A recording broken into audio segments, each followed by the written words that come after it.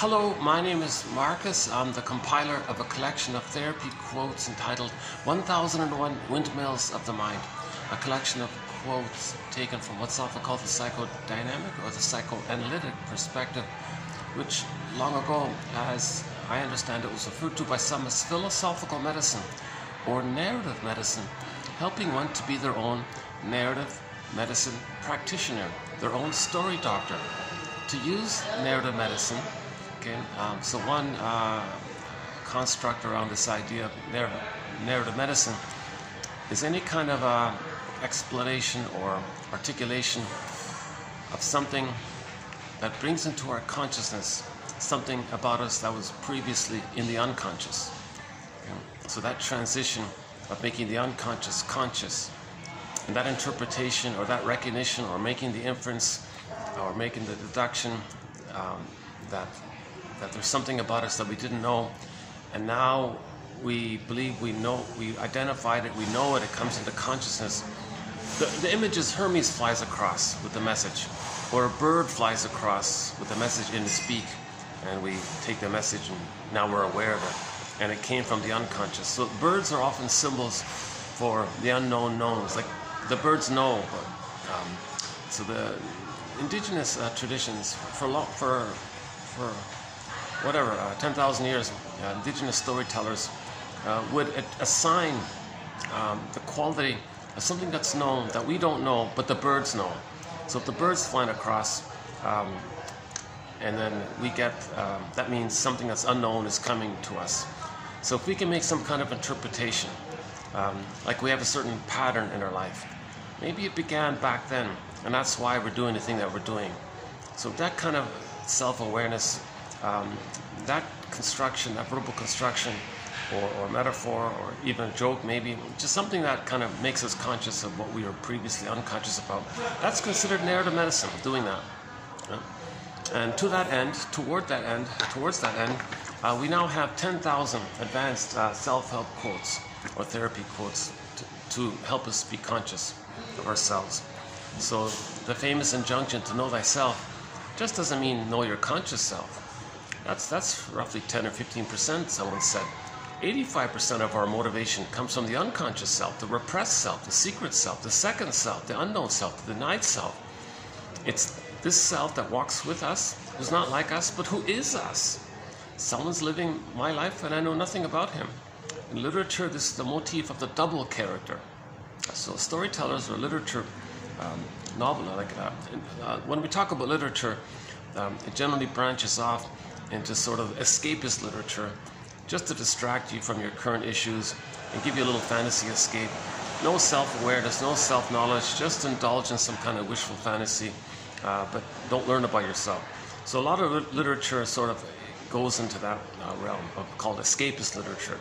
But some literature is what's called interpretive literature. So these were the novelists like Goethe and Ibsen and all these guys, right?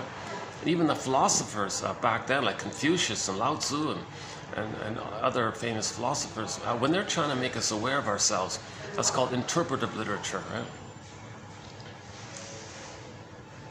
Okay, so when we say know thyself, know the conscious self and know the unconscious self. See, the iceberg metaphor, a lot of our motivation comes from the repressed self. This just means that the baby we don't remember what happened to us in the first 3 years, ballpark. A lot of the events, the recording of the interaction with the mother, which created a stencil, a CCRT, core conflictual relationship theme, a blueprint, working model, temporal spatial spectacles, some kind of prototype of the world that we use and see the world later on through. Okay? So we want to study the internalization, the baby's internalization. What does he internalize about himself and his mother in the beginning? What does he internalize? What kind of mapping? What kind of blueprint? What is he creating? He's going to create it by the interaction with the mother. Baby's brain is malleable, laying down neural pathways, circuitry, by that interaction with the mother. Human connections lead to neural connections. So, and then the intrapersonal becomes the intrapsychic. Okay? So that's in the unconscious.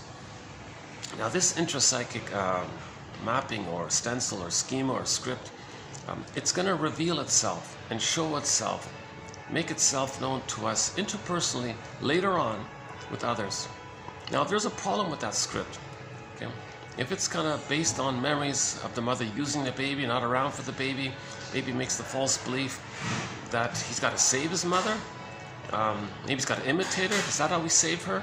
He's got to create these false beliefs that he's no good, he's defective, he's guilty. Did he do something wrong because he couldn't save his mother? So he has these false beliefs by the interaction with the mother. And we got to study this, because this, what gets set down, is going to reveal itself later on, okay, by what's called repetition compulsion, to reenact in the present what caused that problematic script, with the grand fantasy that since the baby doesn't understand time, the present is still the past. Okay, the present is sometimes called the presenting past. They want to replay that attachment trauma, okay, in the present with others, as stand-ins, like a theater thing, thinking it's still the past, trying to undo the past, correct the past, get the love that was needed in the past, change the past. Now it doesn't work, of course, because the present isn't the past, but the unconscious doesn't understand time. When there's attachment trauma, relational trauma, interpersonal trauma, arrested development, developmental arrest-centered development. See, this is, people might say, well, so what? So what if the baby's traumatized? Oh my God. Oh my God. That's the whole issue. The baby's traumatized. His emotional, there's a huge split that takes place. His emotional life, his feeling self, his sense of self, his emerging self that was meant to emerge for his psychological birth, for him to know himself and have his golden ball and love life and have the capacities of the real self and have a conscious ego which recognizes his uniqueness, which he would express, and that's pleasure and loving life. All that gets frozen. Okay, so the child has needs for a secure attachment style. The child has a basic need for a secure attachment style. Okay.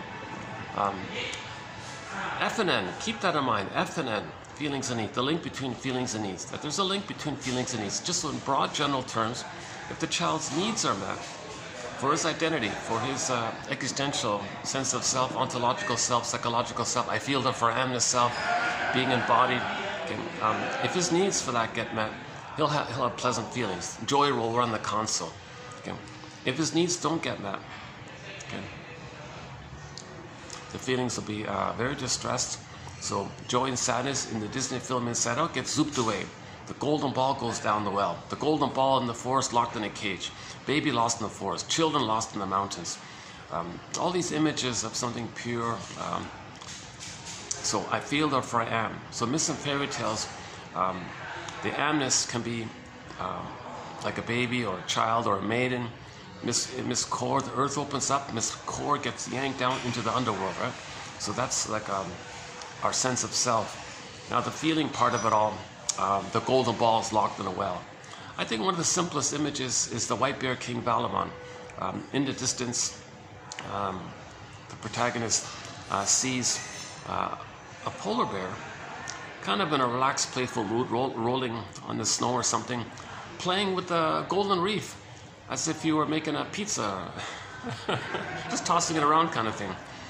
And the princess or the protagonist approaches and says to the bear, "Hey bear, I'm very drawn to this golden reef that you have. Come on, hand it over." Polar bear says, "Well, we're a package deal." Okay, so the story goes from there. So the imagery is, I feel, therefore I am. The amness is the polar bear, the embodiment. If you have your embodiment, you're connected to your inner house, your soul castle, your psychic house called the soul castle, says Robert Bly. If you have that connection to your embodiment, you feel embodied, that means you were loved and you felt safe to be at home in yourself. Then the natural golden reef or the golden ball symbol, like the sun, it radiates. So it's alive and it's vibrant. And the golden ball has all of our feelings, a wide range of feelings, needed feelings, appropriate feelings, aliveness of affect. Okay. So I feel therefore I am this. So the child has for his identity, for his ontological self, for his developmental needs, for his ontological self, he has a need for, drum roll please, let's use that phone instead, drum roll please. See on the phone, let's imagine the baby, "Mother, answer the phone. I need a secure attachment style, right? If the baby doesn't get a secure attachment style, the golden ball goes down the well. His sense of self gets yanked down. So this phenomena of attachment trauma, the imagery for it by the storytellers from long ago, is that our inner life, our embodiment, can become a statue. Sometimes called emotional catatonia, statue, especially if there's birth trauma or prenatal trauma. He freezes up inside. Okay? Jeanette Paris calls it emotional hypothermia. A very common image for trauma is the emotional life becomes frozen. Another one is petrification, petrified. Like that petrified frog image that the character Maynard Krebs was fascinated with in that sitcom, The Many Loves of Dobie Gillis, back in the 50s. It was an odd thing for somebody to collect, and maybe the scriptwriter was saying that either that character had trauma and he felt like that, so he would collect the petrified frog. Hey, look everybody, I found a petrified frog. Why are you collecting this? Well, he's unknowingly trying to say, I feel like this. It's like when art approximates your feelings, he's kind of doing a similar thing like that. Well, I kind of feel like that. And interestingly enough, I've mentioned in the last video, there's one of the episodes in that sitcom entitled The Mystic Powers of Maynard Krebs. There were 3 shrinks in that episode trying to analyze him to account for why he's so sensitive, right? So, and one of them said, it was a comedy, so one of them said, oh, he's got the Mutter complex. So the mother complex just means when anybody, boy or girl, when anybody doesn't get enough love to know themselves, they have a mother complex. They didn't get enough love to feel safe with the mother, to separate from them. So if they're frightened of the mother, they're stuck with her, imitating her, trying to save her. That's the mother complex. Then you got this infantile yardstick of things got to be perfect or forget it. And use splitting mechanism, protective identification, reaction formation, and use all these complicated maneuvers of the mind known as defense mechanisms that the baby has to adopt to distract himself or to cope with the pain of the mother not providing the love. So he's got a mother complex, right? So he simply said, oh, he's got a Mutter complex, in German, Mutter complex. But the second one, maybe it was more on point. She offered the theory that maybe this character, Maynard Krebs, had prenatal shock trauma that led to emotional catatonia. Now, being traumatized in the womb, he's very delicate fibers, like he's very sensitive to that environment around him. And he trances that in broadly. So that's why he had these mystic powers. He had ESP, they said, because he had that, he was frozen at that place. And he transfers, and he's stuck at that place of having hyper delicate, thin fiber antenna about his environment because he was frozen there. He's trying to know it and master it. So he comes out of the room, he's still like that. So he can sense this, he can fuse with things, knows that he can merge and read people like that was sort of the. And some people say that this whole area of the anything about the paranormal and ESP and it's general consensus is it's due to prenatal trauma, perinatal dynamics, birth trauma, that whole area. We don't really cover too much in that area. A little bit, yes, we do have some material there. But anyways, the shrink offered that idea that he was in an emotional coma, or emotional catatonia. So in mythology, in prior times, they would say a character is a statue. Echo became a statue in the Narcissus myth. So Echo and Narcissus are not separate characters in some kind of outer story. They're metaphors for psychological dynamic. They're metaphors for trauma. Echo and Narcissus. Narcissus became the flower that gives people illusions, and Echo became a statue. That describes a traumatized person, the psyche of a traumatized person. Okay? That the person feels like stone, turned to stone, the statue, and he's addicted to the illusion that it's still just all about him, and he's searching for that, and he feels frozen inside.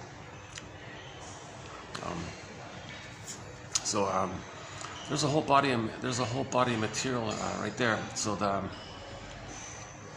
in the uterus, the baby's one with everything. Nobody's offered the theory that the baby understands that he's a little separate person with his feelings and identity inside his mother, who's another person with her feelings and identity and her personhood, and he's got a personhood, and they're all like two little people there. And he doesn't get that kind of thing. In the beginning, he thinks it's just him in there. His eyes are closed. He's in the amniotic sac. He's got his golden ball. So he's loving life. Joy runs the console. The normal state of affairs is the person that joy runs the console.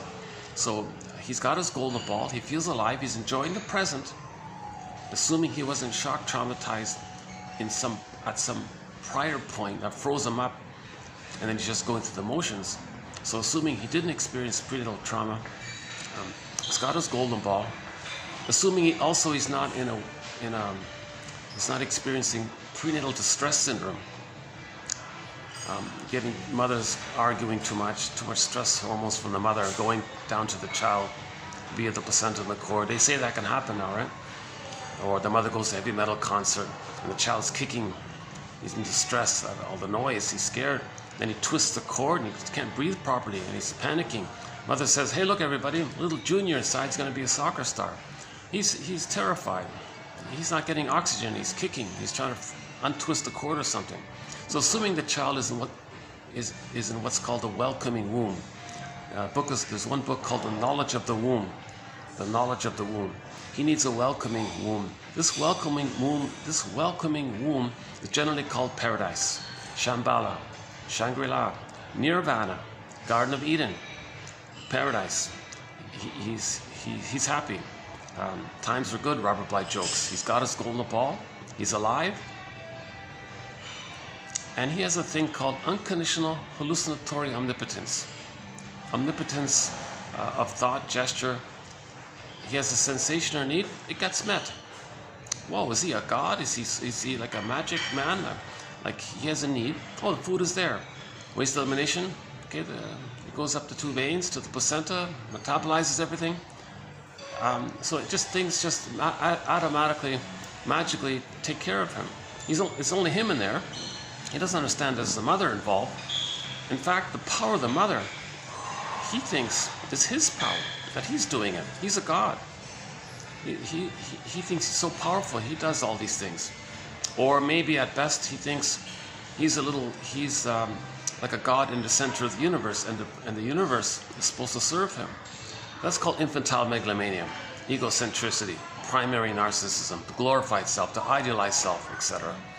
Jeanette Paris calls it, he's on the throne. He's a little king in there. His Majesty's the baby, sometimes they call it. Yeah. So imagine a little baby cloud blurred in with the bigger cloud, and the baby cloud thinks the bigger cloud is him. The baby's in a state of undifferentiation. He doesn't know where he begins and ends, and if there's a mother and where she begins and ends. It's all kind of blurred up psychologically, emotionally. Yeah. So it's all just him. Yeah. It's all just him. So in the narcissist myth, that refers to that. He sees his reflection in the pool of water, it's just him. He's transfixed there. He's like spellbound there. He's like, wow, he's stuck there. That's the baby stuck in that kind of place. Now, in normal development, when he gets enough love, ultimately by the age of 18 months, this works itself out, and he recognizes more fully that he's a person, a member of Homo Traumacus. His mother's a person, also a member of Homo Traumacus, and we're all one family from Africa. We're all cousins, members of Homo Traumacus. So there's like sort of a more realistic thing that we're all members of this Earth family kind of thing. There's a whole body of material in that area, but hang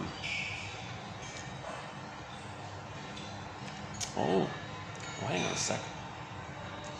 Well, I don't want to disturb these people. I'm in a restaurant, but I'm just noticing there's a whole group near me having their meal. Maybe I should let me move to another spot for a bit and then let them enjoy their meal in peace, just in case I'm distracting them. It's kind of rare for me to find this spot. I love this little spot here. It's a nice little spot. Sort of like the backed off part of the restaurant. But so usually I come here first, it's taken, it's busy, I go somewhere else. But today I found it empty, so.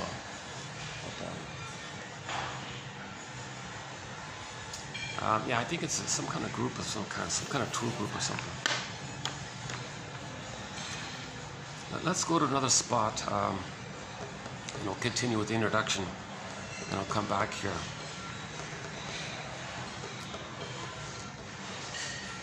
So give me a minute to find another spot to continue, and we'll pick up where we left off about the idea that the baby's in paradise and it's all just him, called narcissism. Well, let's just finish it quickly. So if the baby doesn't get his needs met,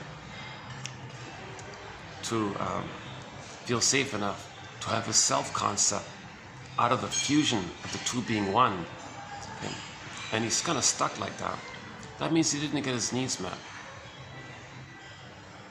His emerging self didn't get his needs met. He had these needs for a secure attachment style, for reverie, mother's attunement, mother's soothing, etc., positive maternal experience, and extended paradise. He has these needs with the mother. If he doesn't get them met, okay, F and N, when the needs are unmet, he's going to cry about it. That's the signal that his needs didn't get met. If the mother then gaslights the baby, the word of the year for 2022 was gaslighting. A lot of mothers are unknowingly gaslighting their babies. What are you crying about, baby? I don't know what you want. You don't feel this. Yes, I do. No, you don't. I don't get it. No, I feel this. My needs aren't met and I'm upset. Well, I don't see it. I don't recognize it. No, you don't. Yes, I do. No, you don't. It's a form of gaslighting, let's say. So his sense of self, the embodiment, and the feelings. So the golden ball becomes flat. His embodiment becomes hardened. So there's the statue, petrification, sometimes called feeling unreal. Okay, that's the Velveteen Rabbit stories for that. The person felt unreal now. That's a symptom of attachment trauma. They're going to feel unreal, numb, petrified, turned to stone, flat, wooden, emotional hypothermia. In pop culture, sometimes it's called affect phobia. You're so afraid of your feelings, so you just you do a machismo act of fake feelings as a mask to you do some kind of reactive thing that's called a manic defense because of the underlying affect phobia. Like if there's a phobia, you're avoiding it, and in the avoidance of it, you may distract yourself by pretending the opposite, called reaction formation. One jargon is alexithymia. So to sound more formal about it, some of the shrinks say alexithymia. No words for feelings. So lexia, lexicon for words. So the A part is there's sometimes it's negative. So no words, Alex, and then thymia, like the feelings. No words for the feelings. Okay, now so the person is Emily Dickinson. There's a pain so utter. That's psychic pain. That's emotional pain. The baby's needs, for the mother to be malattuned to the baby's needs, misattuned to the baby's needs. Then the baby cries. Mother says, "What are you crying about? Get over it." Okay, and then he's double shamed. All of his inner life, his feelingful self, I feel therefore I amness, that whole I feel therefore I amness, that inner life, that inner world, okay, that embodiment area becomes a statue. Like Echo becomes a statue. Another one is the Faithful John story that Robert Bly likes to tell. He tells two Grimm's tales featuring John characters, the Iron John, the more famous one. But he tells another one. It's on YouTube, Minnesota Men's Conference. It's only 2 hours long. I think that's an excellent, he's in top form there when he tells that story. It's called Faithful John. So in that fairy tale, the Grimm's fairy tale, Faithful John. So first of all, every character in a fairy tale or a myth is a fantasized personification of some psychological trait or element. Okay, myths and fairy tales are like dreams. Okay, so it's all true on the inside. Myths and fairy tales are not true on the outside. They're true on the inside. They're metaphors for the inside, the inner life. Baby thinks in pictures. It's imaginal. Primary process thinking, translogic, double think. It's a different world. Like the cat in Alice in Wonderland says it's mad in there. It's a different thing in there. Edmund Burglar, one of our mentors, said, do you really think that conscious logic is the same as unconscious logic? So it's different in there, right? Well, they don't seem bothered. I'm not talking too loud, so. Okay, just in case, yeah, let's finish this up. It's too bad because I finally got this spot. Yeah, let's continue somewhere else. If I'm lucky, the 6th floor might be available. Let's see.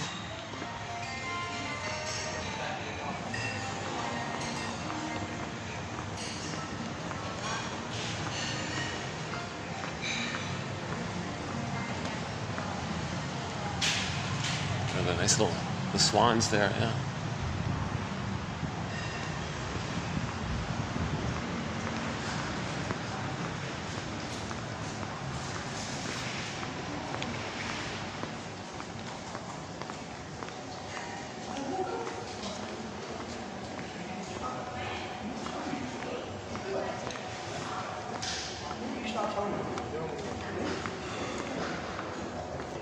See? Okay, let's just use this one. Alright, let's go back to this one. Yeah, I did the video here yesterday, so luckily it's open again here. Yeah, it's 12:30, yeah, okay.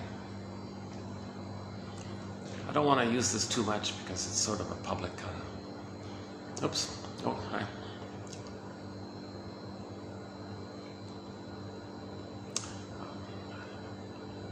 I guess he's one of the staff there.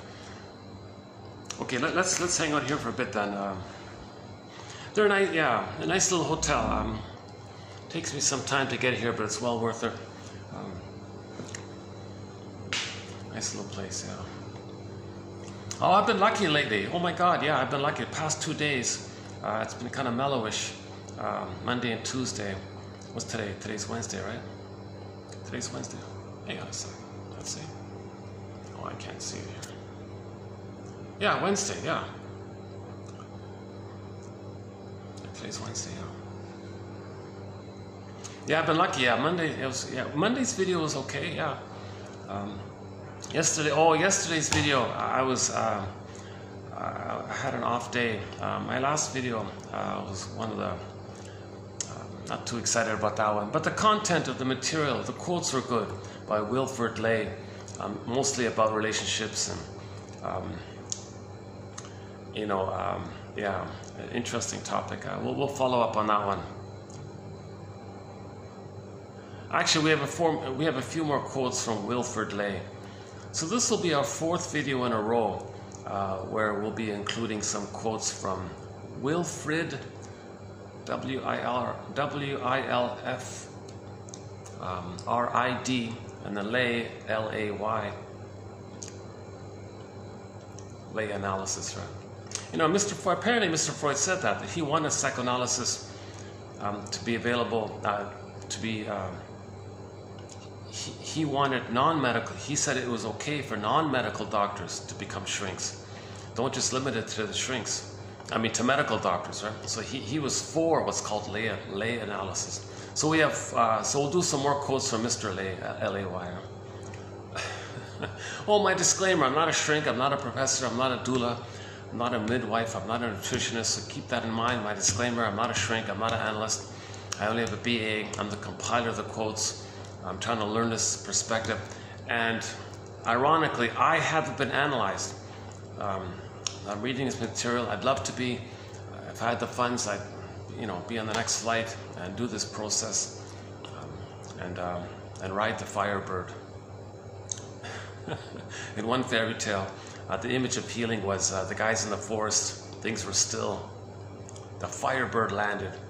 A few of his feathers were flopping around. He jumped on the back of the Firebird flew him up.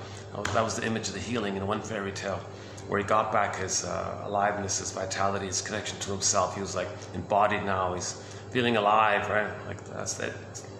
So when we get back to Golden Ball, we feel alive like that, right? Yeah, there's no AC in here too. So yeah. Oh yeah, when it's not formally open, there's no AC in here. Let's see. Hold on a second. Yeah, I'm sweating already. Why is there no AC in here?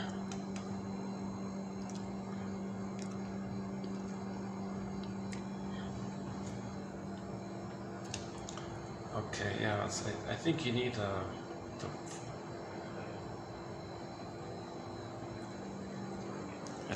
to like formally book it to get all the services.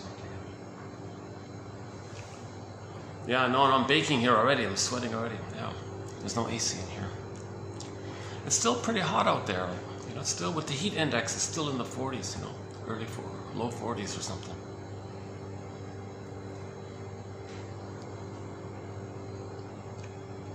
Well, okay, hang on.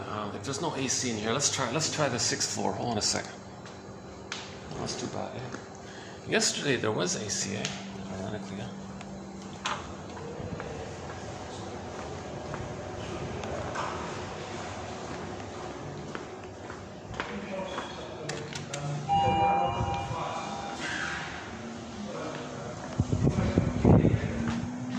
Let's see if we get lucky in the 6th floor.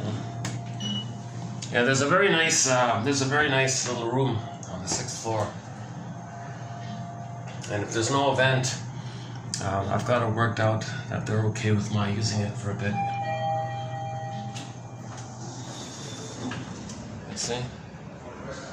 Uh-oh. People here? Oh, there's people here. Okay. Oh, no, there's a meeting here. Oh, okay. No, it's all good. Okay. Oh, there's a meeting here. Oh, okay, that's too bad.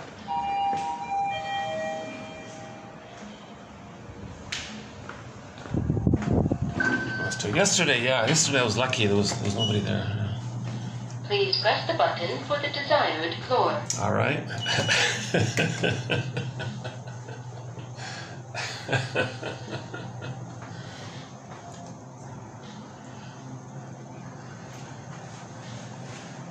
The recording could have said, "So you thought you pressed the button, but you missed it. Try again."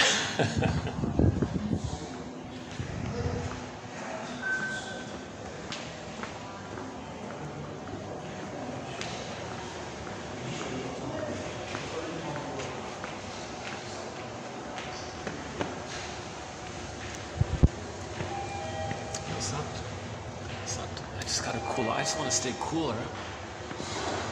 Let's see, is this still?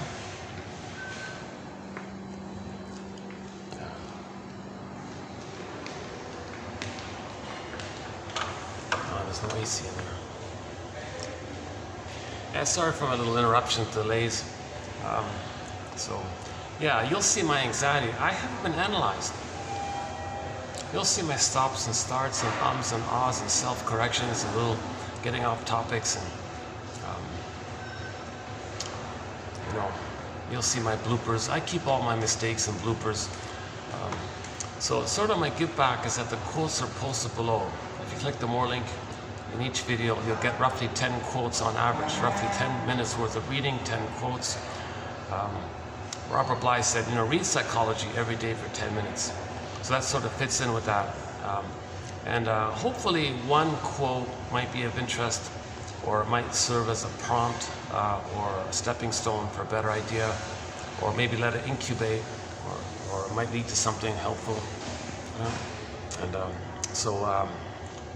So we have 1,000 videos, 10 quotes, so we have 10,000 quotes here. 10,000 advanced self-help quotes from the shrinks, mostly from the shrinks, some from self-help authors who are psychologically minded, some quotes from psychologically minded script writers for TV shows and films, a few poems and some fun material, self-help exercises a little bit, just on the lighter end. So I'm trying to be balanced overall. Now, because I only have a BA, everyone's going to understand this, and the quotes that are selected, they're there for their clarity. The quotes aren't too short or too long, so they're like 1 or 2 sentences long. They're clear. I think they're on topic of making us conscious and aware of ourselves. The quality aspect of it, it's going to depend on each person's situation and which quote might relate to them. That's why I'm saying maybe only 1 out of 10 might click. So we got 10 quotes. Hopefully it'll cover a range of people. The psychological place of where someone's at in their life, So yeah. So what I'm trying to say is, Mr. Grice has a criteria for the selection of quotes of quantity, quality, relevance, and manner. Okay. So the manner, yeah. Doctors, they're from doctors. Most of these quotes are from medical doctors. And some of them said that they got tired of playing whack-a-mole with people's symptoms. Take away the symptom, another symptom comes up.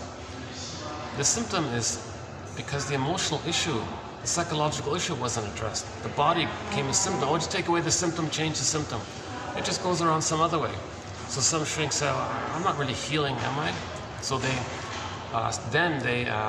changed their specialty and went into the talking cure, what's called the talking cure, psychoanalysis, right? So these quotes are mainly from the shrinks, in other words, right? So most of them are medical doctors, yeah. Interesting. And like I said, because I don't have a PhD, I don't have too obscure or convoluted jargon, squabbles about what a term should mean or might mean. Or a lot of shrinks were not. In Giovaccini's quote, he said some shrinks from the past were drawn into this profession to feel important, because they can create some jargon, make themselves look important that fuels their narcissism. So they weren't really helping others. And if you really carefully read their sentences, a lot of it didn't make sense. And if there's a gap in the logic, they would use a glittering generality as a bridge over the gap. So they were all these little tricks that were pointed out. I've avoided guys like Jung and Lacan, even Freud, because of the convoluted English translation. So we have no Freud quotes, can you believe it? So he wrote in German. Now, on occasion, if a German speaker says Freud says such and such, and he's saying it in English, fine, I'll include it there, right? Adler, Kohut, a lot of these big names we don't really have. These quotes, they're like really, they're I don't know how to describe it. I think they fit that quality part. They're teaching us, they're making it clear. And you might feel a little aha, like a little recognition, like, oh my God, that makes sense. Oh, I feel good with that quote. You feel inspired. That's the quality of it, all right? So James F. Masterson is a great synthesizer of object relations theory, developmental theory. Right? Edmund Berger, an immense contribution by Dr. Berger, right? Karen Horney, very humanitarian, very analytic author. Melanie Klein has provided a lot of material for psychoanalysis about the positions and projective identification and splitting mechanism. William Fairbairn about the endopsychic structure issue, endopsychic sensor, endopsychic structure, the relational units, and others. Margaret Muller, of course, about the developmental process. And James Grotstein, Thomas Ogden, Guntrup, Laughlin, and today's Mr. Lay today, hundreds of excellent authors. So these 10,000 quotes, to the best as I can see them to be, are in the spirit of making us conscious. That's the relevance. So it's all on topic. Okay. Even the TV show quotes, I believe, are on topic. For example, go to TQ 2599, Route 66, the classic TV show Route 66. We've posted 11 excellent psychologically minded quotes from that TV show. If you look up 2599, it's in there. About the third side of the coin, about grief, about trauma. In the grief one, she was riding on a moped, and someone said that behind her is grief trying to catch up. So she was going faster and faster to not let her feelings catch up with her.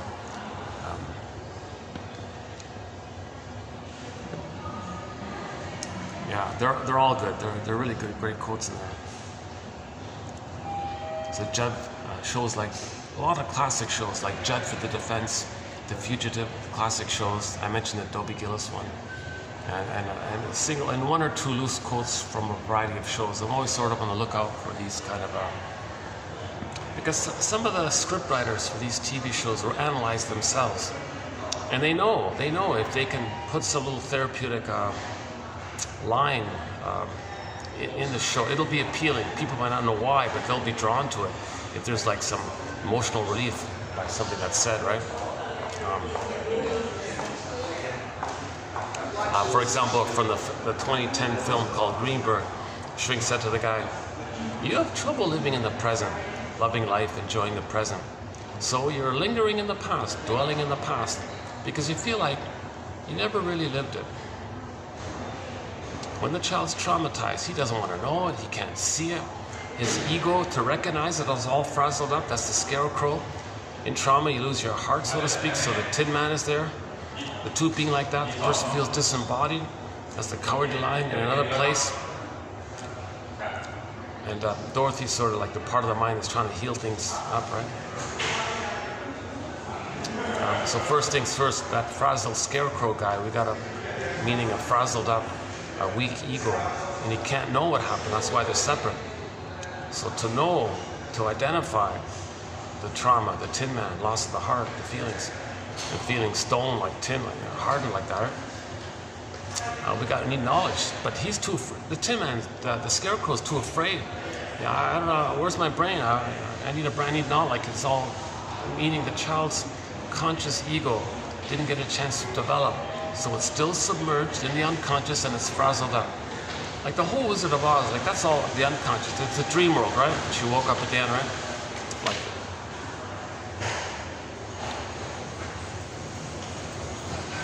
Let me check back to see if I can. Let's see. Let's one last chance here. Let's see. Yeah, sure enough, there's no AC here. Okay. All right. So much for that. I guess I just got lucky last time. Yeah, maybe it was just by accident. All right. Let's see if I can go back. Yeah.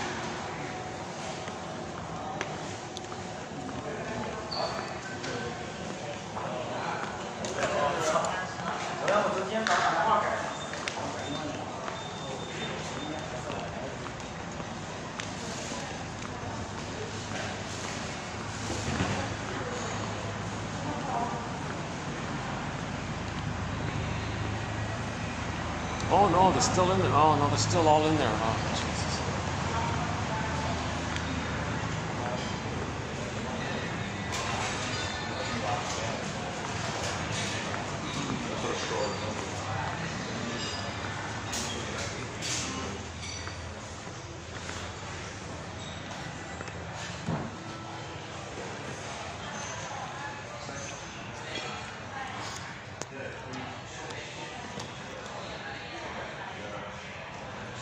I should be okay. Let's keep going. We're okay. The other guests are making more noise than I am, and they're closer to them than I am, so yeah.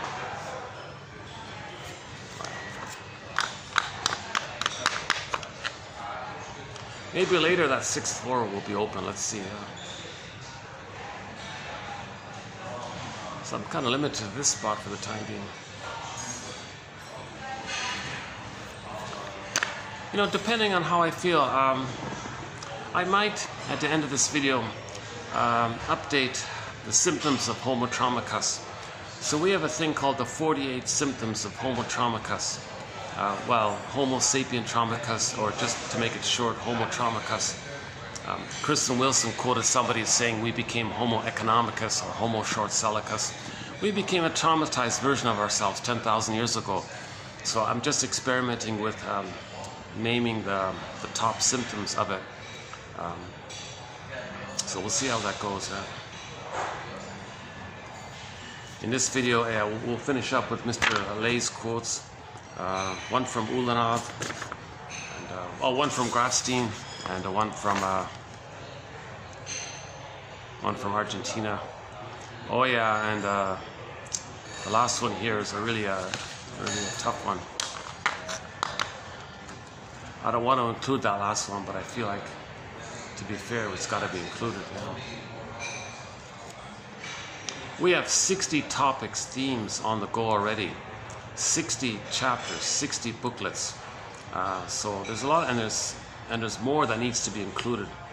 So I'm trying my best to be as inclusive as possible. Right?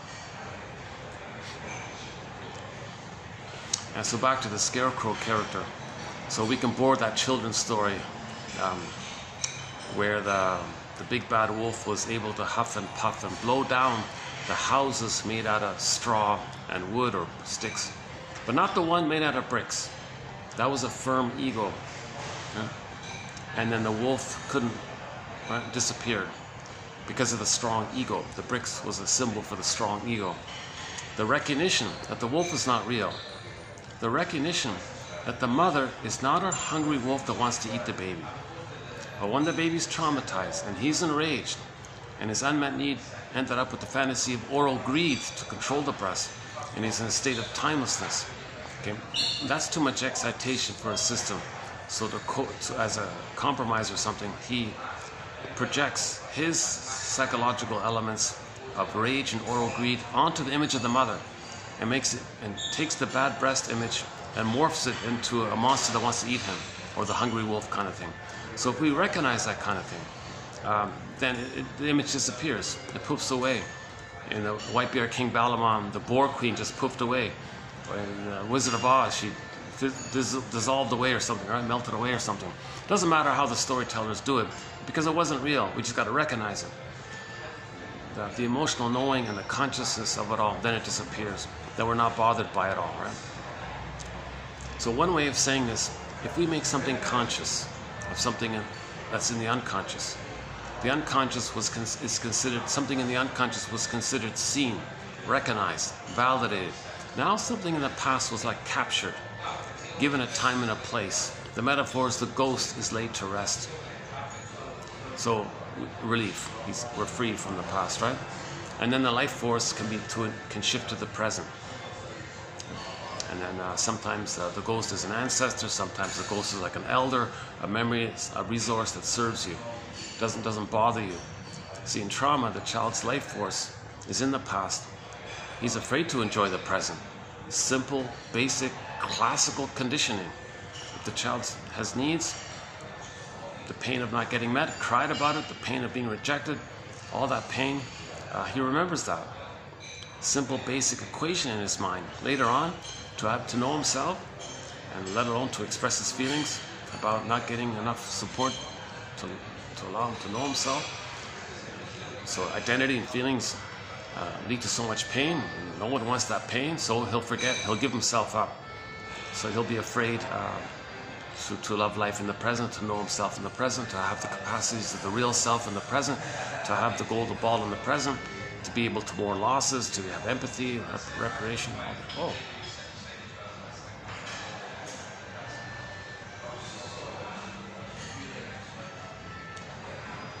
It's getting busier here. Hold on a sec.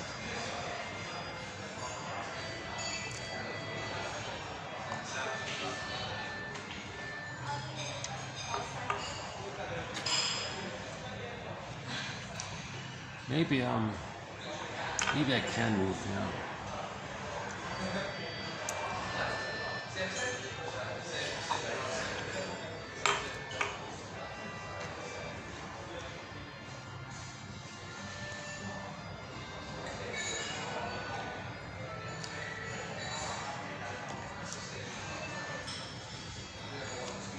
Yeah, I think I should probably move if it's going to get busier around here.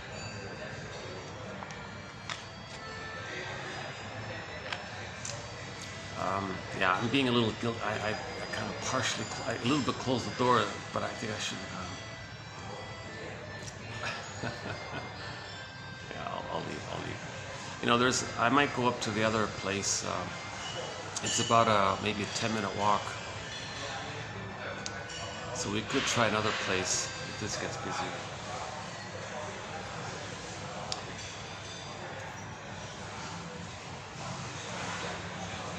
Okay, hang on a sec. So let's back up and settle something kind of basic here. The baby, it's now generally universally agreed upon that yes, babies can be traumatized. It's possible for a baby to experience trauma. If adults can have trauma, why can't the baby? The baby's more weaker, more vulnerable, more helpless, more powerless, no motor skills, totally trusting. And he's overwhelmed, no resources to buffer himself, to know it, to do anything about it. He's easily traumatized. Of course. Babies are very vulnerable to trauma. A lot of babies are being traumatized, unfortunately. So that's what we're trying to heal from. The baby records the trauma, what's called a traumatic script. His life force, his energy is bound up in those memories. He created a blueprint of the world. The breast mother was the world for the baby. So we can press the play song for Barry White's song, "You're my first, you're my last, you're my everything." So for the baby, that breast mother was everything. And maybe the first and the last if there's trauma. Because he'll be searching for someone else that triggers the past to see if they can get the love that was needed in the past. So they'll go through life finding others who resemble the traumatic mother. So you're my first, you're my last, you're my everything, if there is trauma. Yeah, so the interpersonal with the mother lays down a traumatic script, which reveals itself, expresses itself, makes itself known to us by the inferring mind, by the non-reporting brain, or the unconscious self. It's trying to make it conscious to us. So in the present, we restage, recreate, reenact that painful interaction with the mother in some form or another to create a mirror as an inference to know what happened with the mother. So yeah, Mr. Lay's example for this was Neptune. Before the astronomers had telescopes and all this, they made all these inferences. Gee, that does that over there in the sky, and that's going on over there. Oh, there's got to be a planet there. Yeah, okay, I think let's call it Neptune, they said. And sure enough, later on they invented telescopes, and oh, there's the planet. They were right. So through inferences, we can recognize something. So he said the unconscious is like that. We don't really see it. What's the unconscious, right?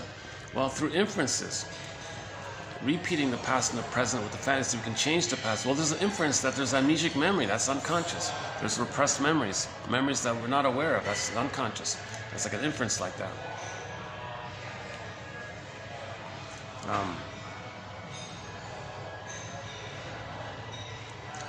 The baby has needs, right? From birth to 3. Remember that egocentricity in the uterus where he thought he was a little god and all this? That's going to continue up until 18 months. The developmental needs for the baby are roughly subdivided into 3 phases. And various personality patterns can kind of grow out of the trauma of that soil. Yesterday's quote about the psychological soil. If the baby's traumatized before 4 to 5 months, like between birth and 4 to 5 months, that soil will create that traumatic soil. Yikes. What a way of thinking about it. The personality structure that he's going to build up on it. Like architects build buildings, they first analyze the soil. The idea is you have a personality. Well, what's the soil? What are you basing it on? What's the underlying foundation of it, right? So if the baby has a memory script of A, his needs for a secure attachment style were met. So let's just cover the 3 main phases briefly. So humans come out of the uterus too early. We all know that. I mean, we all know that the baby must attach to the mother. No baby's going to make it on their own.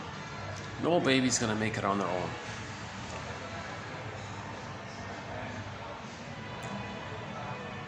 So the baby's got to connect to the mother, got to attach to the mother, got to feel some relationship with the mother. Somehow, some way, the baby would rather accept an abusive mother than have no mother. But what he's looking for originally, for his psychological health, his emotional health, to love life later on, and to be an elder late in life, and to have a wide range of feelings, to mourn losses and know your interests, and have gratitude and reparation, and empathy and care and affection and tenderness, and the ability to have mind and body together in relationships, not split it up, where in yesterday's quote, the wife is more like the mother and you have the mistress, because you can't keep your body and feelings together. You got to split it up because of if you're still looking for mother, there's the unconscious. The unconscious shuts down because the incest is going to shut down. So then you direct it to a third. So that's why they don't. That's why some men and women who are very traumatized, they can't bring it together. Their soulmate with the body mate, they can't unite it. So they have 2 characters there. So we read yesterday's quotes. TQ 27, 24. Yeah, I was in a I didn't deliver it very well, but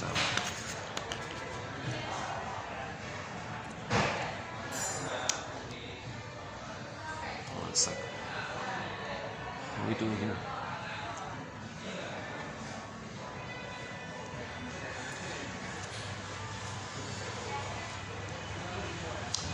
So yeah, the baby has a need for a secure attachment style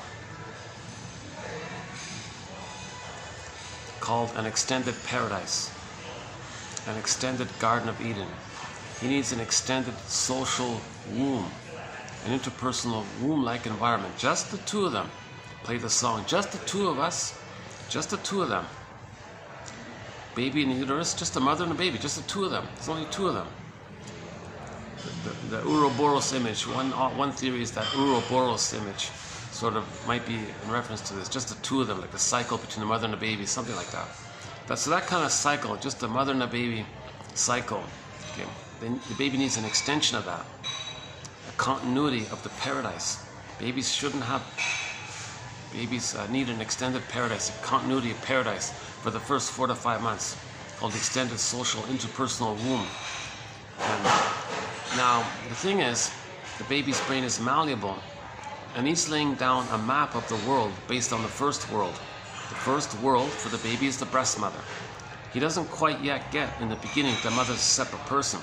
He's mainly relating to like a part of the mother called the breast mother, and it's just meant to be attuned to him and take care of him and serve him and feed him and be there for him, and he's one with it, and he thinks maybe it's his or it's just there for him. That's the continuity that he had in the uterus.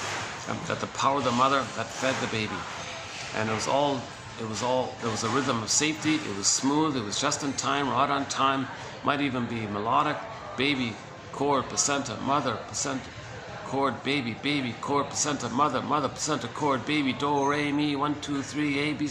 It's got a flow, it's smooth, rhythm of safety, needs get automatically met, smooth back and forth. That kind of no interruptions, no delays. It was all kind of smooth according to the baby's rhythm, his needs, and all this. Right? That's got to continue. So from the water world to the land world, it continues when the baby creates at a cable line. Oh, okay, I gotta move here. Okay, I got some people here. All right, just as well. Yeah. Okay, let me give me a minute to grab my bag here. Hold on a second.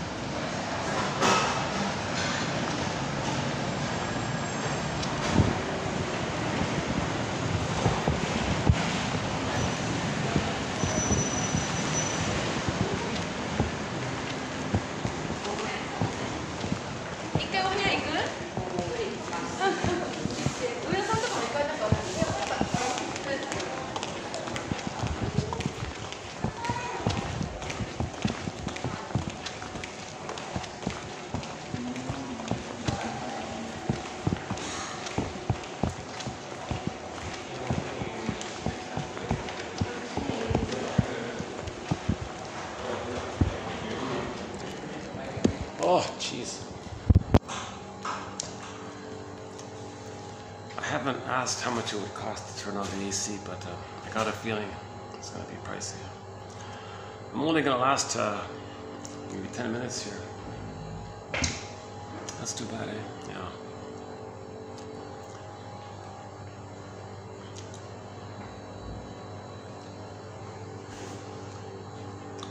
Lighting's okay? Lighting's still, yeah, lighting's good. Okay, lighting's okay. Nice little room. Yeah, I was lucky. Yesterday I was here, the AC was on. Maybe like a leftover from the previous guest or something. I don't know. Jesus. My quest to find a nice room with the view, you know, that I could use, where I can bring in a good speaker and play our songs. Oh my God, I miss playing our songs. We have an amazing soundtrack to 1001 Windmills of the Mind. Lots of songs from around the world. All around the world, we've got some excellent songs. Jesus, yeah. Like world music, yeah. And classic rock, folk, opera, ambient, new age. Lots of great songs from indigenous singers. Oh my God.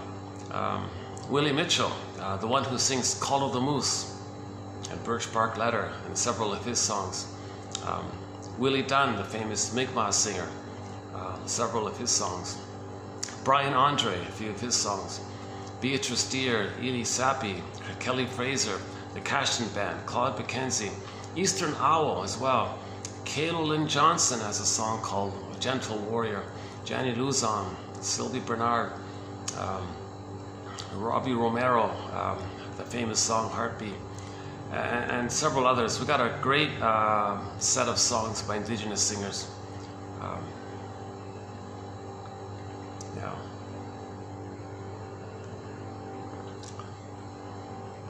I think the most recent song added to the collection is an instrumental called Ice Queen by Paul Dinlater.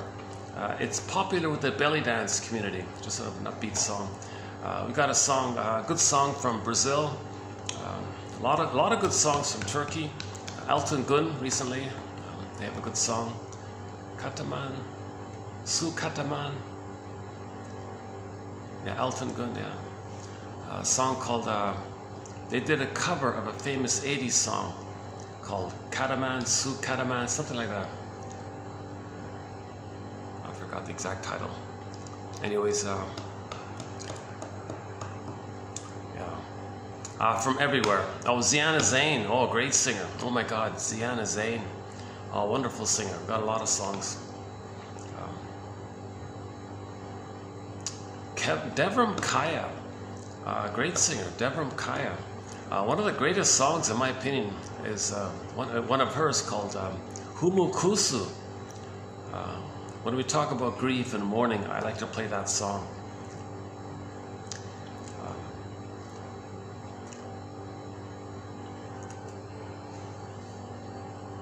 Yeah, folk, classic rock, yeah. Santers, yeah, Rick Santers is a musical voice. Lovesick and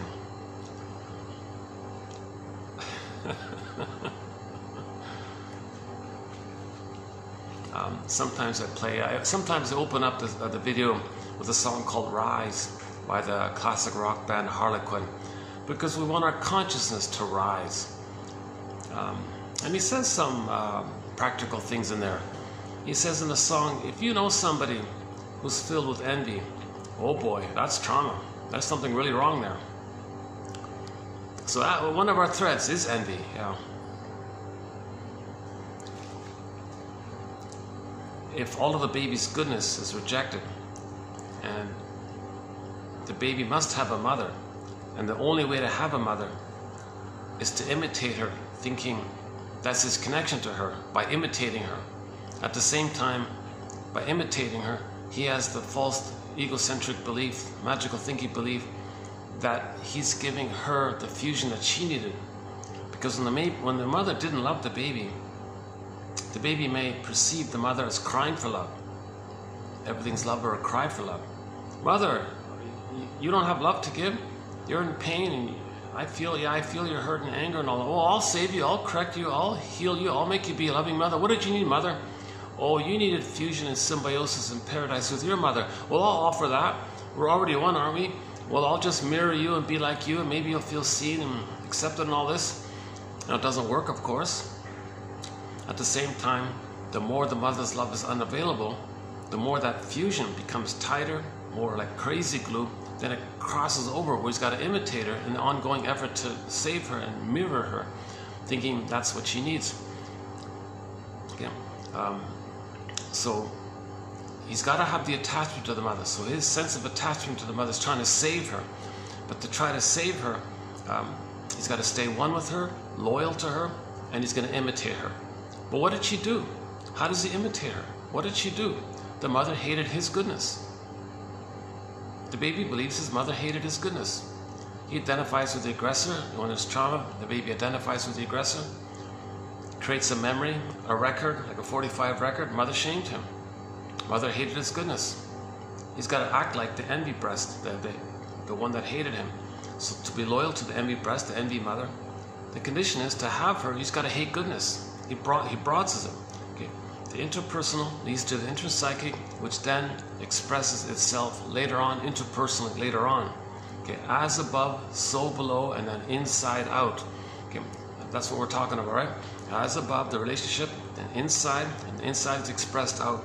So if the mother hated the baby's goodness, and he identifies with the aggressor, to have the aggressor, to have the mother, he's got to think, feel, believe, act like her.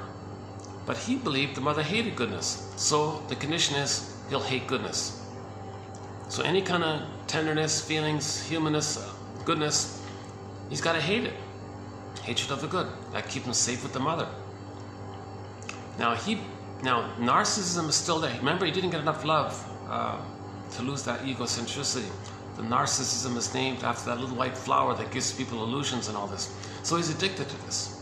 Plus, the baby has a blissful union with the mother. So if he acts like the mother, that fuels his grandiosity that he's one with her. So he's addicted like that. Now the pain of that, he numbs over. In Emily Dickinson's poem, there's a pain so utter, it swallows substance up, then he goes in a swoon. That's the endorphins that numb it up. But he gets the pleasure of the connection with the mother. So Bergler calls this the pleasure in displeasure phenomena, or the pleasure in displeasure principle. His jargon is psychic masochism. A very quick summary by Bergler about psychic masochism is the thing about the casinos discussed in the past 2 videos. So the baby, so let's bore this briefly again. The baby was very excited with the mother. Very, very alluring. Mother was very alluring, very promising, very enticing, very, right? And then the rejection. When there's trauma, we repeat. So maybe that's the theory about the casino idea. It's very alluring, it's very promising. Okay, so you go there, you have your hope, put your money in or something, and you're all this promise. That reminds you of the connection to the mother. That promise at the casino reminds you of the promise with the mother. Now the mother rejected you. Now what do casinos do? They generally reject you.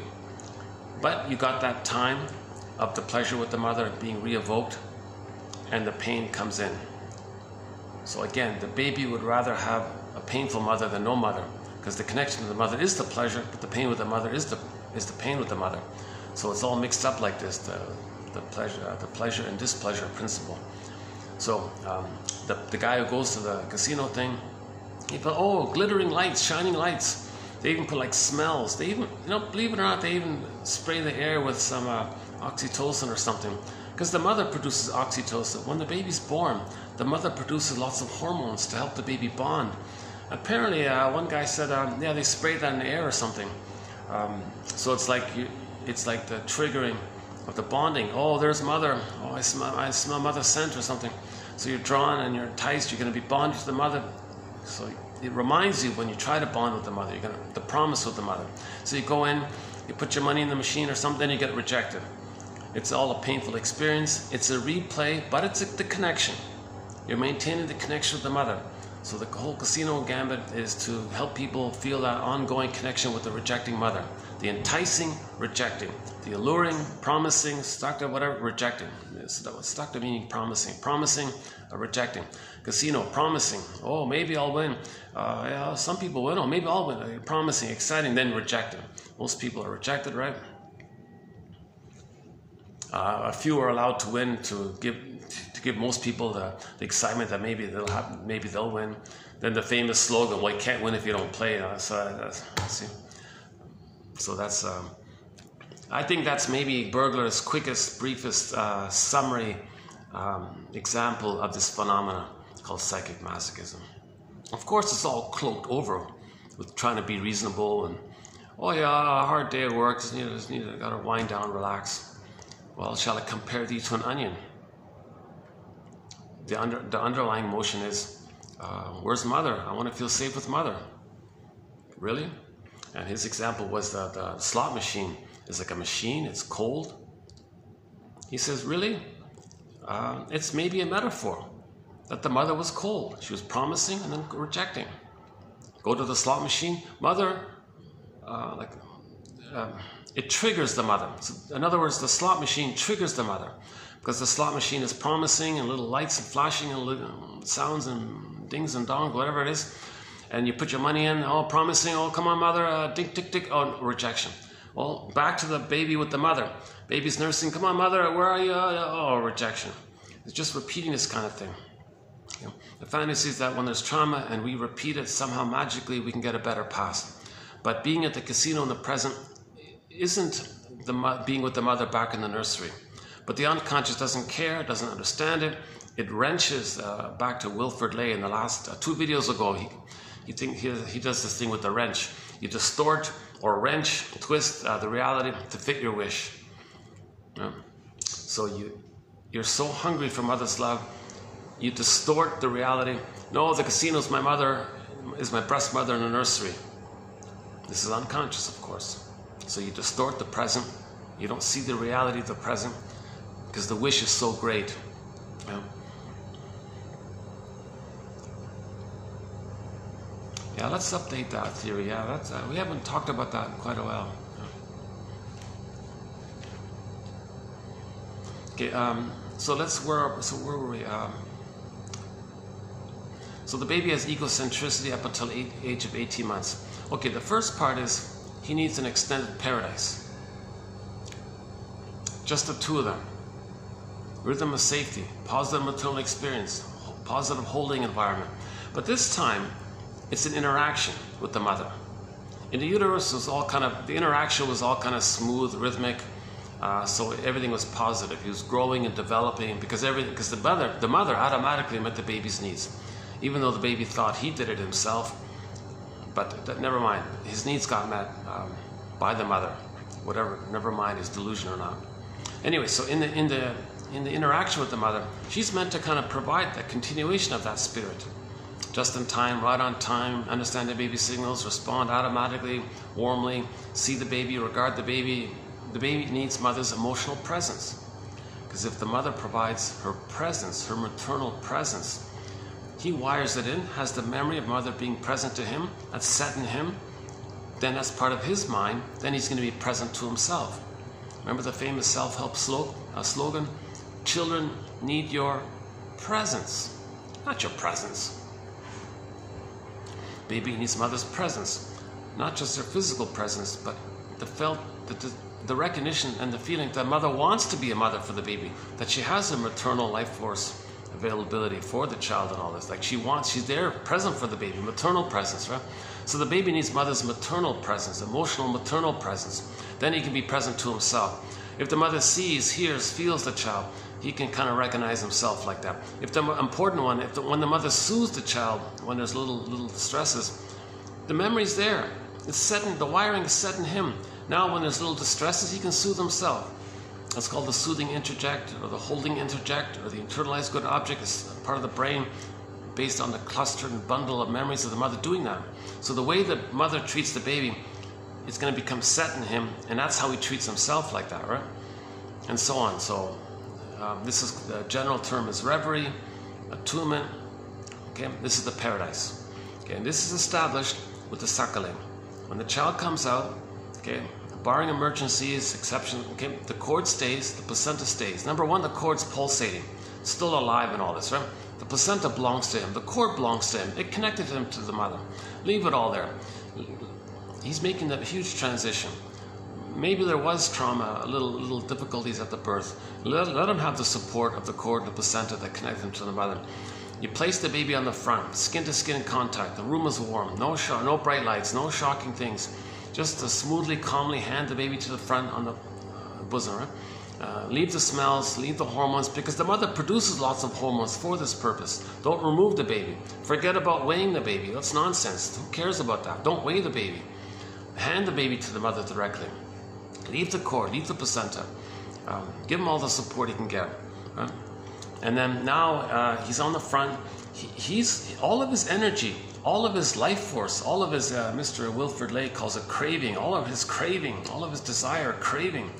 Life force is object seeking. Well, the first object's the nipple, the breast mother. Right? So he wants to latch on. So he has this innate expectation that it's there. He's looking for it. He's searching for it. He finds it. He latches on. He's suckling. He's sucking. Okay. Then the nerve lines click in.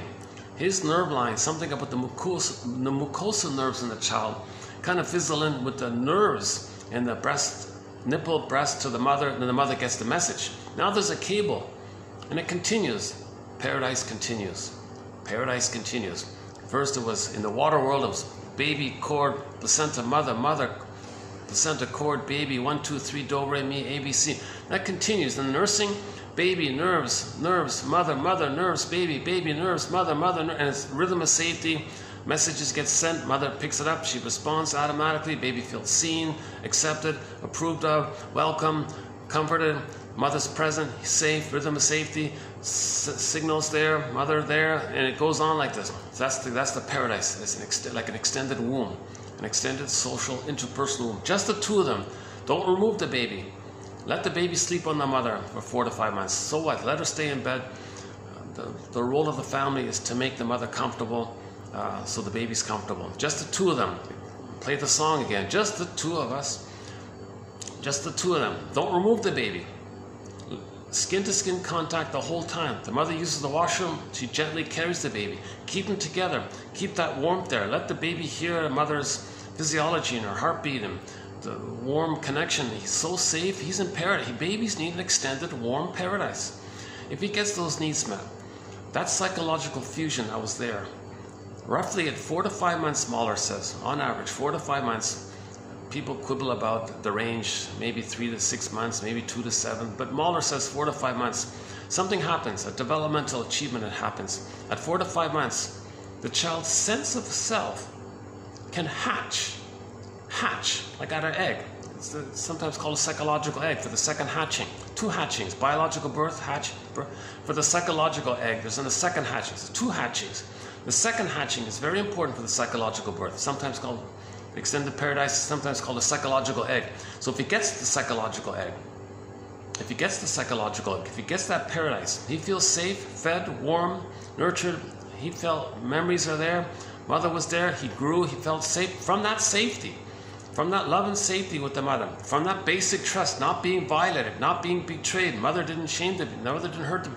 From that basic safety, that paradise. When he gets that safety from that paradise, that Garden of Eden, then a huge developmental accomplishment takes place. Roughly at 4 to 5 months, he starts to hatch, have a self-concept of his identity separate from the mother's identity and concept.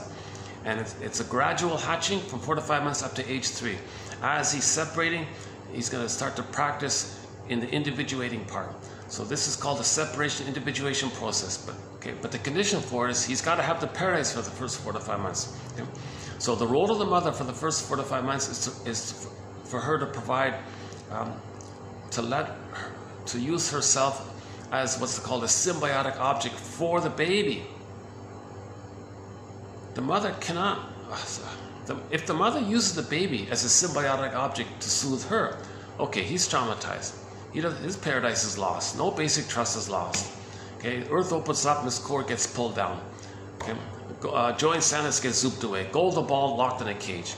The mother cannot use the baby to meet her needs. The mother should not use the baby as a teddy bear to comfort her.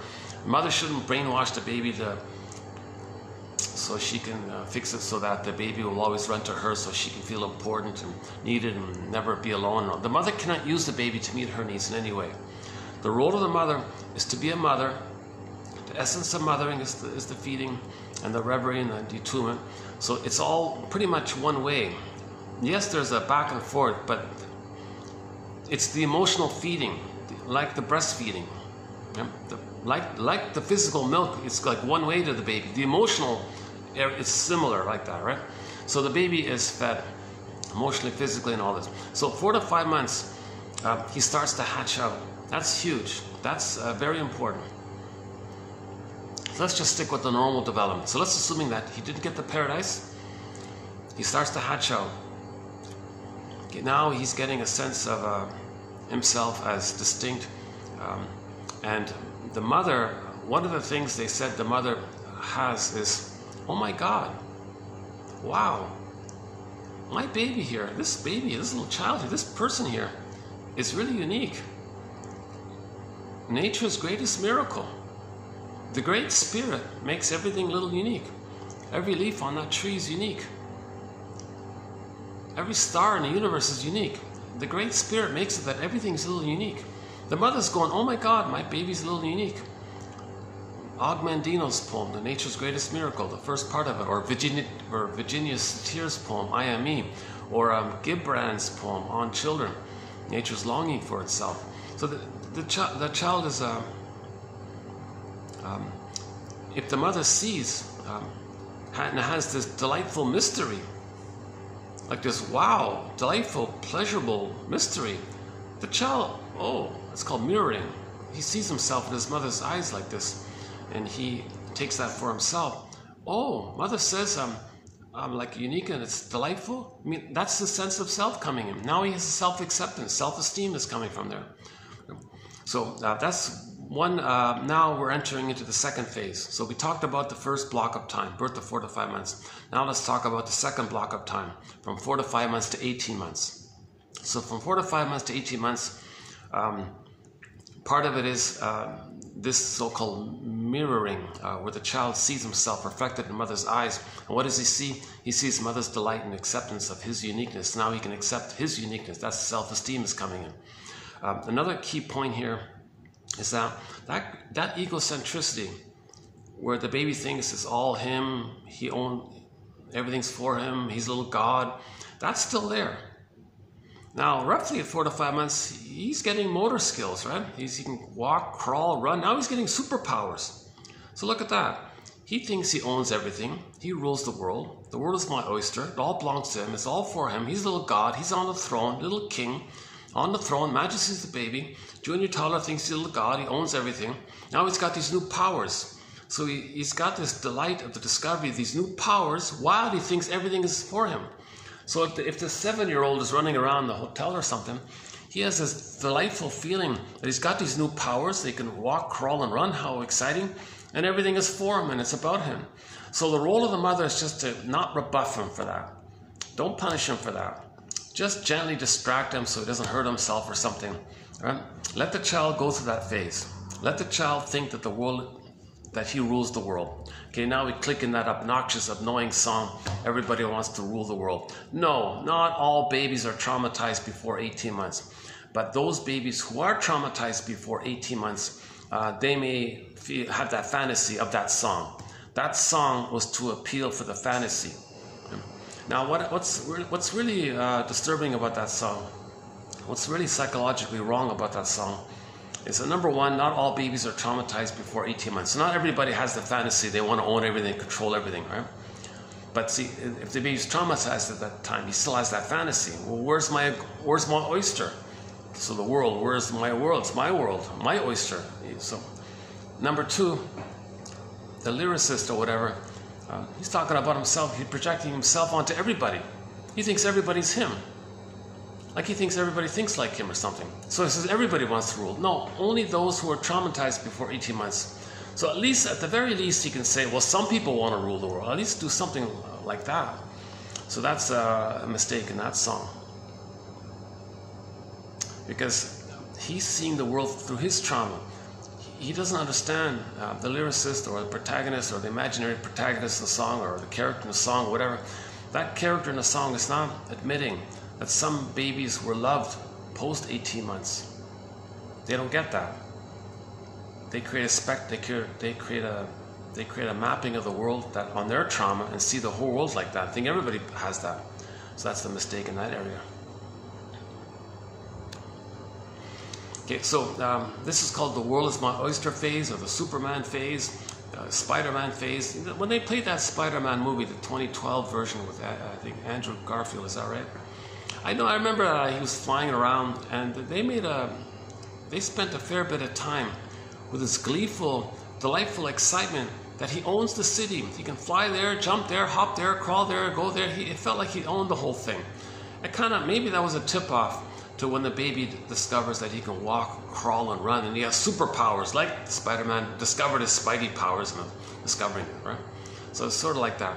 So anyways, the role of the mother is to not rebuff the child for that. Don't punish him. Who do you think you are? Don't touch that.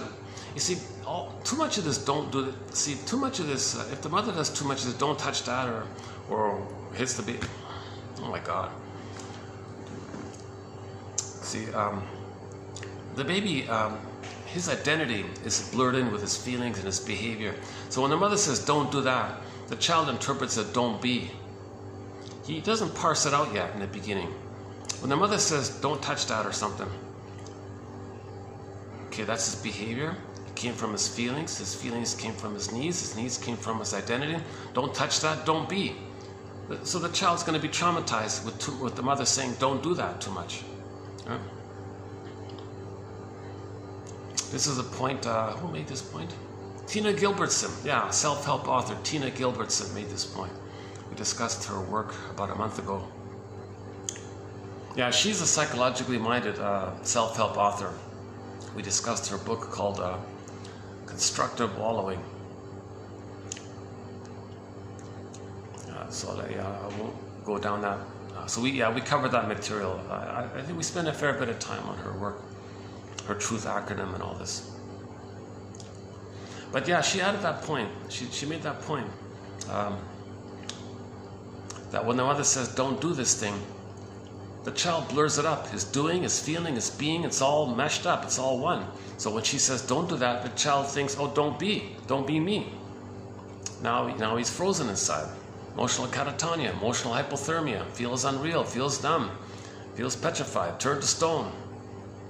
Frozen like that woolly mammoth. He feels like that woolly mammoth frozen in that block of ice up in Siberia. Oh yeah, I'm starting to sweat here already. Yeah, sorry about that. You're going to see me perspire here in a minute.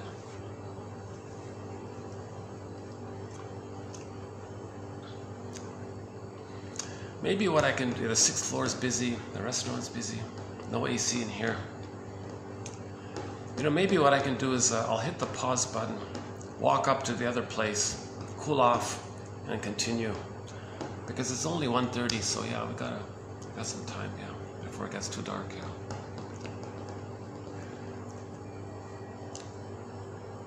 Hang on, let's check the battery. Are we working here?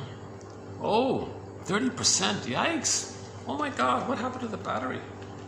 Oh my God, my battery booster charger thing's not working. I'm glad I checked, huh?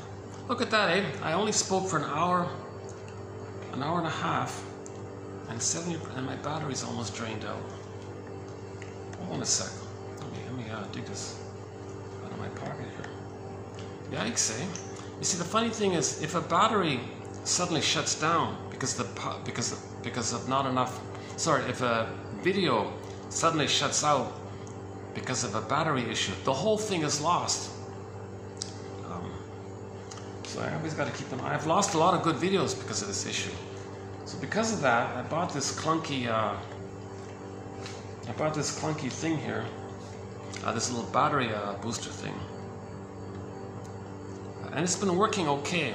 But you got to keep an eye on it. You got to keep resetting it for some reason. Okay, let's see.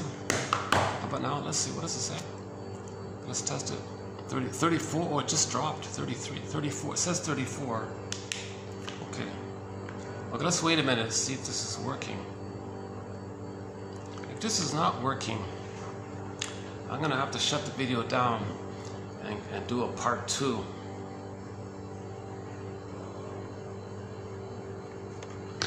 Let's see. 34. Let's wait a minute, let's see. A little suspense here on my end.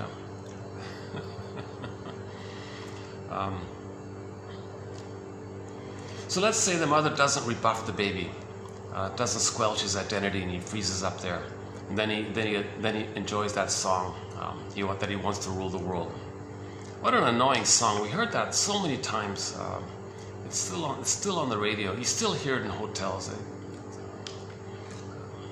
There are a lot of very disturbing, perverse, psychotic songs. Actually, if you listen to the lyrics carefully, and they seem to promote it for some reason. It's part of the negative attitude. Keep people.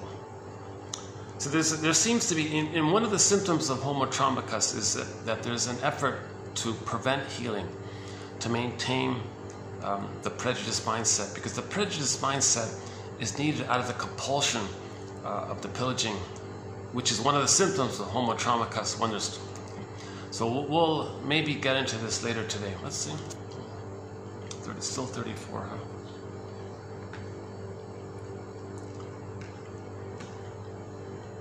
Okay, so let's say the mother doesn't rebuff the baby for that time when he thinks the world is his oyster, okay?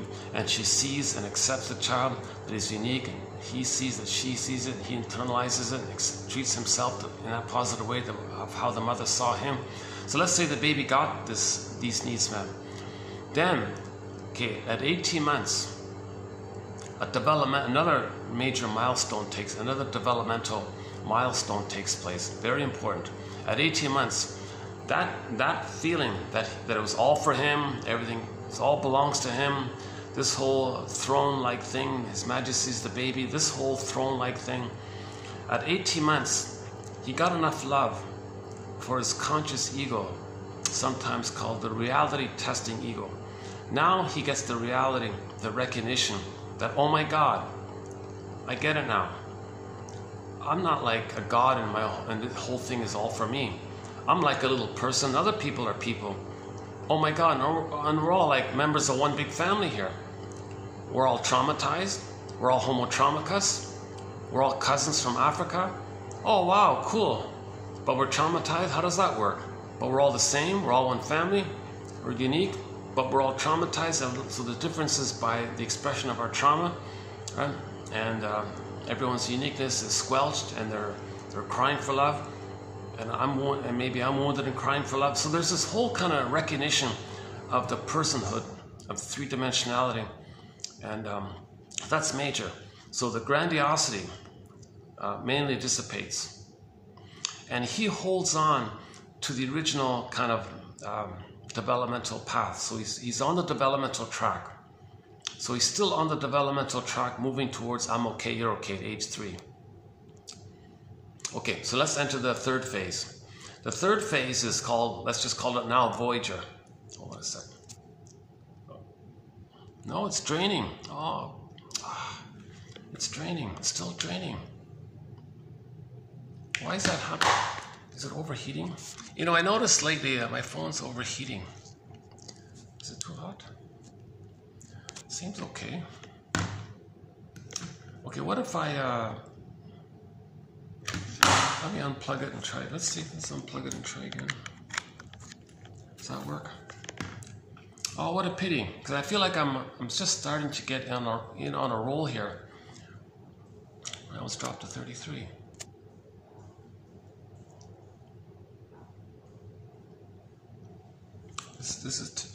Okay, let me disconnect this and reset this.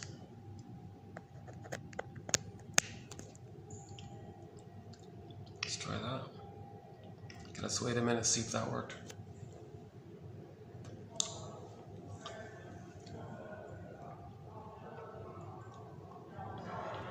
Okay, at 18 months, when he goes, oh, okay, now he's curious. Reality testing. There's a world there, one family. He wants to understand things.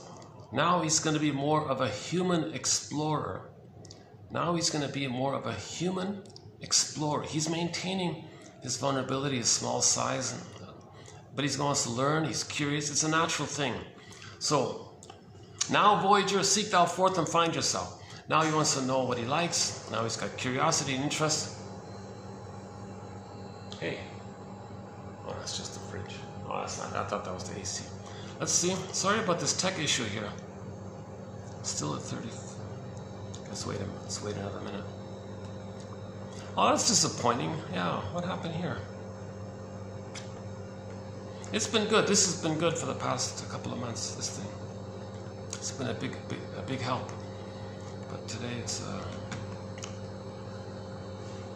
So this is called the rapprochement subphase of the separation individuation process, right? Called the rapprochement phase. Now the role of the mother kind of shifts.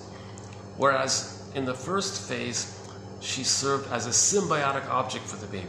In the second phase, she served more like a mirroring kind of character.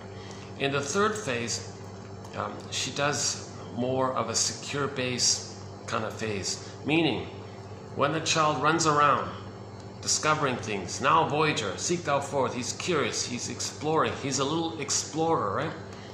He's a little Darwin or something, he's a little explorer. Now, he's not quite yet ready to fully be on his own. He's just in that midway process. Now, here's the thing. When you discover something, he'll freak out at some point. He'll be overwhelmed, scared. He's going to run back to his mother. Is she still there? Is she there as a secure base, telling the baby, I'm here, you're safe, you can discover your interests, you can explore, you can be curious, you can try things out. Do you like that? Does that click for you? And you're not going to lose me by doing that. That's the thing. The child's got to understand that when he gets to know himself and achieves his psychological birth, his individuation, it didn't cost him his mother. The mother is still there, so he has both. He discovers something, he runs back, hey mother, I got these questions. Let's say she says, oh, I'm busy.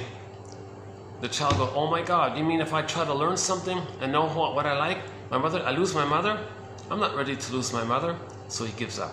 So he might be frozen there. He might be frozen between 18 months and 36 months. Okay. Now, of course, it's better for him to be frozen there than to be frozen at a prior point. Okay. So there's 3 blocks of time where the freezing can take place. And personality patterns can spring about from the soil of the trauma during those 3 times. So imagine like 3 flower pots. A flower pot from birth to 4 to 5 months, from that soil of trauma, there'll be certain personality patterns. Okay. Another flower pot from 4 to 5 months to 18 months, and then from that soil of the trauma, there'll be other personality patterns that spring up, grow up from that. Okay. Likewise in the third phase, same thing in the third phase. So in the third phase, the role of the mother is to function as a secure base. Secure base. He's going to learn. He's going to run back. Are you still there? Mother's still there. That's called emotional refueling. He refueled kind of thing. For his exploration, he's going to run back, touch base. He's going to be refueled. Oh, mother says I'm safe. It's okay to learn. I'm not going to lose her. It's okay for me to know myself. She doesn't need me. She's not going to punish me. She's not going to feel abandoned or something. She's allowing me to be me. Because some mothers say, interesting thing, some mothers say, oh my God, if this goes on, this child is not going to need me anymore, really. They'll be more autonomous, and she'll sabotage it. Oh, you want to learn that? I'm not here. Oh, did you say something? Did you discover something? I'm busy. So he'll freeze up there. The child's got to see that she's not going to do that. The child's got to have the experience that the mother doesn't need the child to comfort her, save her, do things for her, please her, in that kind of emotional area. So this is called the rapproche. Let's check again. Let's see. No, it's draining. It's 32 now. Oh my God. Oh my God. Oh, this is really something. What happened here? This is the first time this has happened. I started with a full charge at 100. I started this video with 100%. And this battery thing even says 100%, right? Like it still says 100% here. So that means this isn't being used. This didn't drain. That means the phone is not draining this. So this battery's not being used. Although I've reset it 10 times already, 5 times already. How did this happen? The cord's in.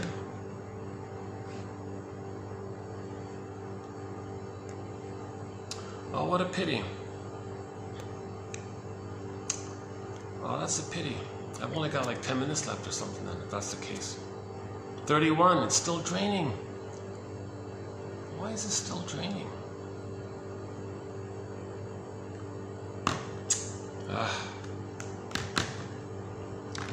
All right, well, this is part 1 of 2 then. I'll shut this down in 10 minutes. And so this is part 1 of 2. What I'll do is see if I can fix this, cool off, and continue in another location and do part 2. And in part 2, we'll do the quotes, and maybe we'll do the 48 symptoms of Homo Traumacus. It would be nice to do it in one go, but 31. Any ideas? Does anybody have any ideas of how to fix this before it drains out?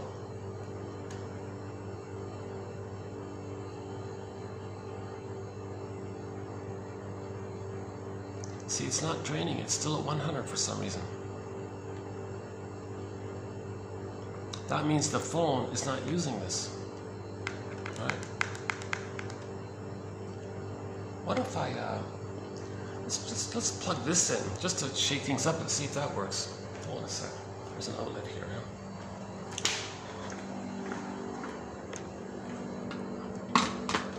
Oh, okay, I'll hang on. Oh, I need it to go the other way. Let's try this one.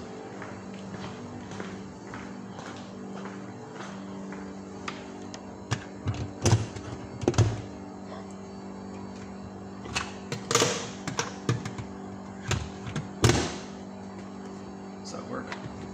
Let's try that. If this works, then I'll move the chair here. Let's see. It says 31. Let's see.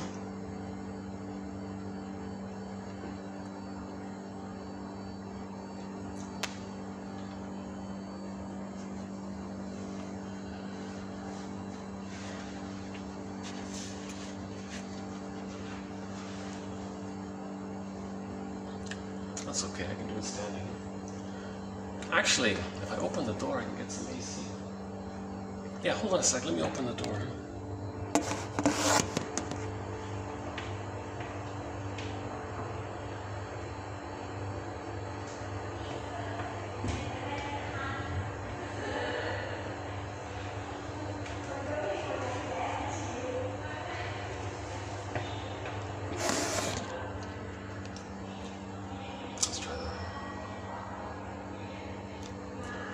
Let's see. Sorry about this little glitch here. No, it's not working. Now it's down to 30. It didn't work. Son of a gun. I was gonna try.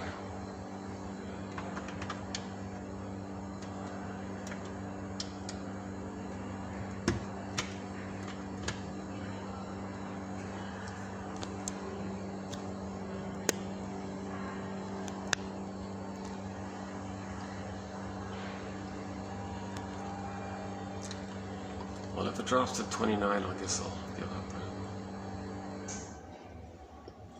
up. Maybe there's something. Yeah. Okay. So let's say the mother meets the baby's rapprochement needs. He's gonna leave, run back, leave, run back.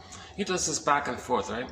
Explores, freaks out, comes back, touches base. Mother says, "You're here. You didn't lose me. You didn't lose me. You can learn about yourself. And you're not going to lose me." Whoa, that's awesome. He gets fed by this, emotionally fed by this. Okay, his needs were met. So this goes on. This is sort of a back and forth thing. How's lighting here? This is a back and forth thing from 18 months to 36 months. So assuming that takes place, then another developmental milestone, roughly at the age of 3. Between 30 months and 36 months. The child has enough memories, enough safety. He got his needs met, his symbiotic needs met for the paradise. His the world is my oyster phase. He didn't get rebuffed. Likewise, in the 3rd phase, he wasn't rebuffed. Let's say the child explores, "Hey mother, I found, why are these leaves different? How come this leaf is like this and that leaf is like that? Oh, don't, I'm busy. Talk to me. Sorry, I'm busy. Okay, oh, I lose my mother. I have a question. I lose my mother. So assuming he isn't rebuffed somehow, right? So the mother does what's called like a little improv, like a child's version of improv. Child says something, oh yes, and that's acceptance, right? Or the jargon is communicative matching. So she matches the child's communication and matches it. So that's being fed like this, right? So assuming, still at 30 here. Yeah, I've lost too many good videos because of this battery. That's why I'm so sensitive to this battery issue. Because I've lost a lot of good videos, you know. Only 1 out of 10 of my videos I would consider to be like a good video. 9 out of 10 are sort of filled with too much anxiety. Believe it or not, this is one of my better videos in terms of delivery.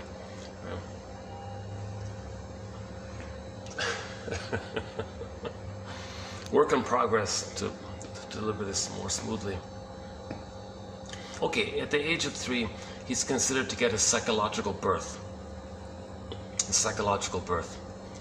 In his mind, in his brain mapping, he felt safe to know himself, and there's no fragmentation there.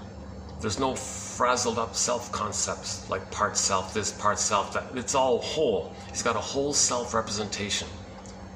And his sense of self with various feelings and like one sense of self, not the so-called sub-personalities, nothing like that. He's got one sense of self. Okay, the mother is seen as a whole, realistic person with different elements, but it's one person. That's the issue. The mother's one person. He just got to fragment it up and create the mother as a monster and a demon and a witch and a good fairy. He doesn't have to fragment the mother image. So he's got it's called whole object relating. Okay, so in normal development, the memory system is he was loved by someone who loved him. There was someone who loved him, an other. Mother's the other. You put a dash between the M and the O in the word mother. So the template is that others will be okay because the mother was okay. Mother's okay, they'll say others are okay. He was loved, so he's okay. He felt safe to separate. Now when he separates, when he gets to age 3, that ego, that conscious ego, that ability to recognize your uniqueness and the capacities of the ego, the conscious ego, when he recognizes his uniqueness and he can express his uniqueness through that consciousness of it, that's loving life. That's a natural pleasure. That's meaningful. That's what we're looking for. That's called loving life. So he can now love life. He's got his golden ball, so he's got a wide range of feelings. Joy runs the console, the serene, inexhaustible fullness of being. I feel that for I am, so he's connected to himself. And because of the reality, he can accept reality. If there's a loss, he can let sadness run the console. Okay, admit the loss.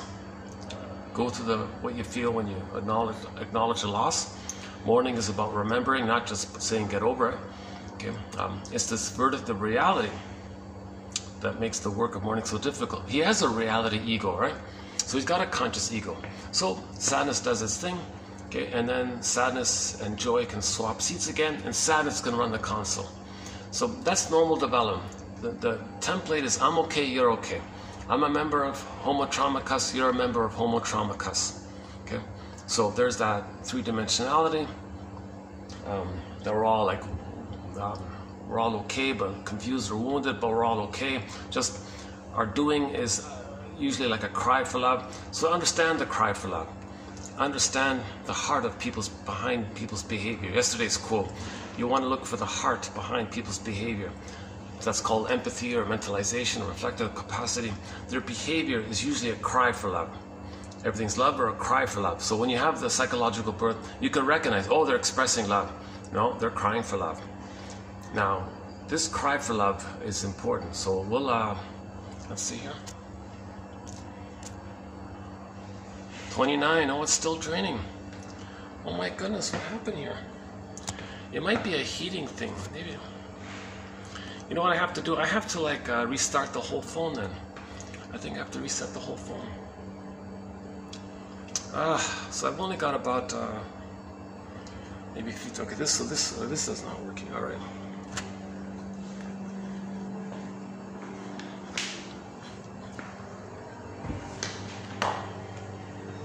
Oh, what a pity. I guess I can unplug this, right? Let's try this. Still recording. Okay, so I'll go for another 10 or 15 minutes, and then the battery's got to run out. I'll reset the phone, find another location, and continue in part 2. Oh, what a pity, eh? Because I like this room. It's okay here, you know. Okay, I just discovered a trick. All I got to do is just wedge the door open. I can get a little breeze there.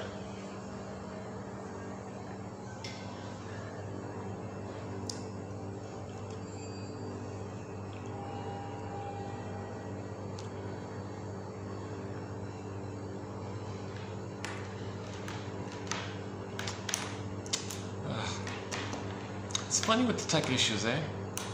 A couple of days ago, this thing was falling out, so I bought a new cord. Now it's funny, eh? You solve one tech thing, and a day later another one comes up, right?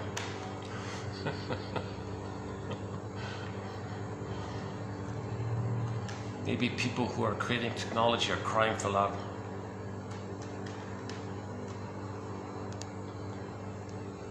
Through the proxy of their products, giving these faulty products attention. They want attention. Okay, okay. So that's the psychological birth. The template is I'm okay, you're okay. You can love life. Okay, you can be an elder. The quote-unquote more human side of being human has entered the psychological picture. Empathy, reparation, gratitude. They can feel badly if there's a mistake, and they want to repair, make it right, kind of thing.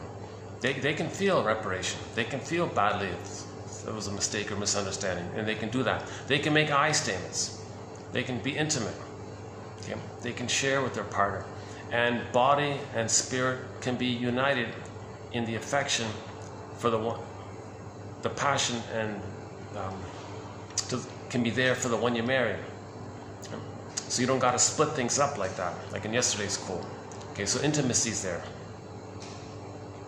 And you're not projecting the painful mother from the past into the present, wanting the partner in the past to be the good mother that was needed back in the present. So you're not transferring the past into the present because the past was okay. You're loving life in the present, so you're enjoying the present. You're not still dwelling in you're not transferring the past into the present.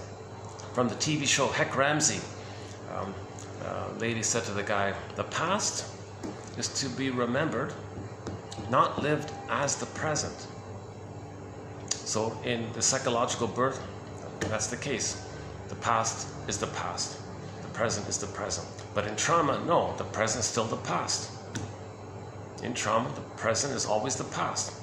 You're reliving the past, recreating the past. With the grand fantasy, you can correct, get a new past or change the past. It's a confusing thing because the baby is traumatized. But the trauma clicks in the effort to not be traumatized because there's no time there, but there is time, and you can't change what happened. So that's the confusion, the repetition compulsion. And that's why we're not making sense. Okay, what are we doing here? Look at that, down to 25. Look at that, eh?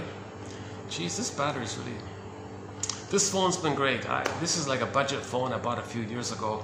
It's been working really well, so I'm really grateful for this phone. Yeah, simple older phone, it was like an outdated one, so it was very affordable. A very basic, simple phone. Yeah, good phone. Yeah, I love it. I'm hoping it'll keep on. It'll last for a while longer. So in part 2, we'll do this. I want to finish up a key point in the introductory part about. Remember the 3 pots, the soil of the 3 pots? I want to talk about the personality patterns that spring about when there's trauma according to those 3 pots. If there's trauma in the first pot, it leads to the bully pattern, the Iago pattern, the lower functioning BPD pattern, all the criminogenic pattern, all the most disturbed ones, main emotions. In the second pot, mainly the narcissistic patterns, and there's a whole assortment of narcissistic types. The newest one is the voyeur narcissistic one. We've got the clinging vine narcissistic pattern. Okay, the turtle narcissistic pattern. Of course, there's a more familiar cookie cutter garden variety star narcissistic pattern, the exhibitionist one. If in the third pot, it's mostly the pleasers and the clingers and the caretakers and the codependents, the childlike ones, right? Before 18 months, all those prior personalities, all those personalities from the first two pots, okay, are called the stinger personality patterns. So some people have may have one of the stinger personality patterns, and there's a commonality of the stinger personality patterns. Okay, in new situations, they don't recreate how the mother hurt them. They play the shaming mother, see their self onto others. They replay the record of mother hurting them. They're loyal to the mother who hurt them, but they see themselves onto others.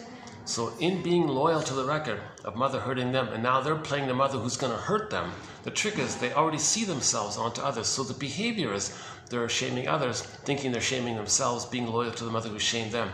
That's called a stinger personality pattern, because they're hurting others to replay how the mother had hurt them in the ongoing effort to save her, be loyal to her. Okay, not making sense.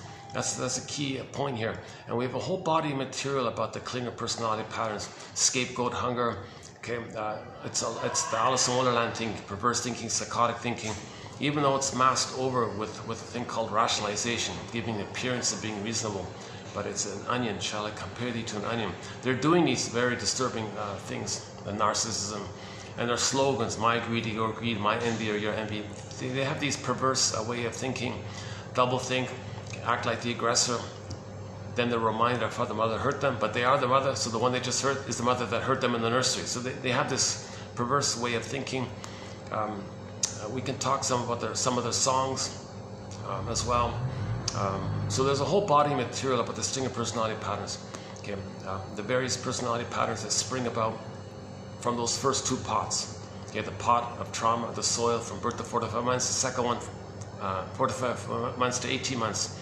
All of those personality patterns from those first two pots soil are the stinger personality patterns. Okay, again, lower functioning BPD, the various narcissistic ones, the bully, the Iago one. That's the envy-based one. So yeah, there's a whole thing about the collusion between the Iago personality pattern and the person with the bully pattern. Okay, on the Enneagram, it's the unhealthy 5 to the 8 line. Okay, the codependent pattern. Okay, that's another body material. And we even have a thread on the relationship between what happens when a clinger marries a stinger. What happens if two stingers get married? What happens if two clingers get married? Okay. So we've got material there. 22, yeah. Geez, what a pity, eh? So why my camera was fresh this morning. I had a full charge. This battery was charged. Why is this happening? Why is my battery draining and not being able to use this? Does that mean this is broken? Maybe this thing is kaput. Maybe this is not working.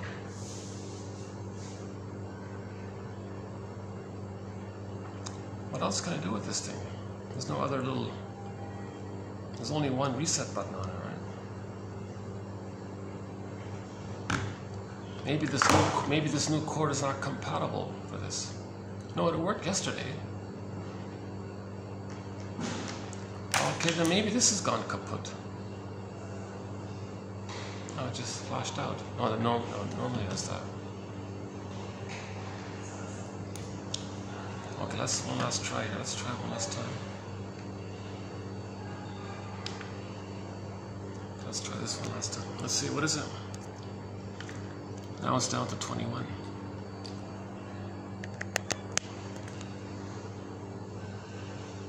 See, according to the little red light here, it's charging, but it's not charging. It's telling me it's charging.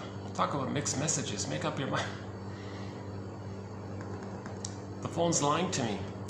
My phone is telling me, oh yeah, we're charging, but the battery's saying, oh no, we're not. Oh, what a pity. This was a pricey little thing, this little gadget.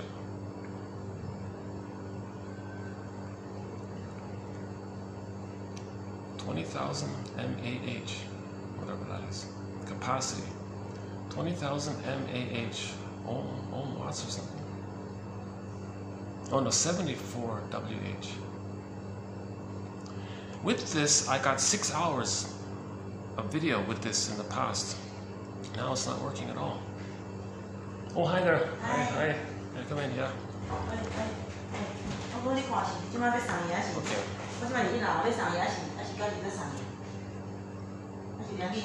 21. Okay, let's wait.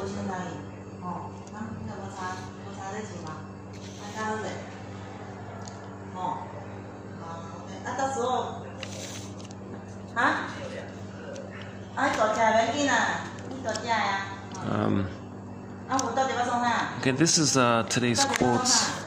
So in part 2, we'll be doing these quotes here.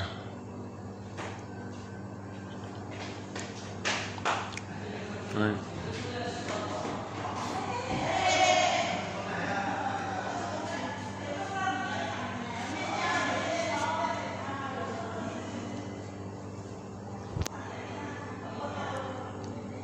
Let's see. Still at 21. No, it would have gone up by now if it were working, right? Okay.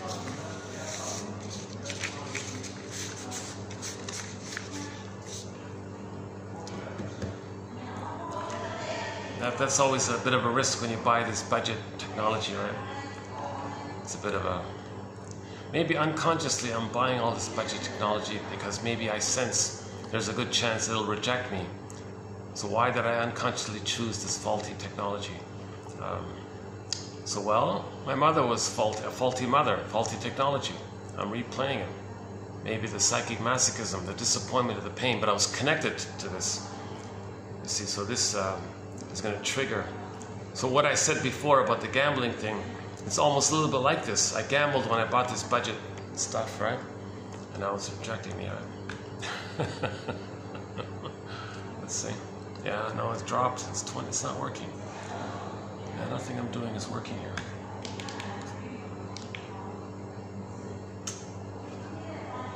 Okay, I think I gotta reset the phone.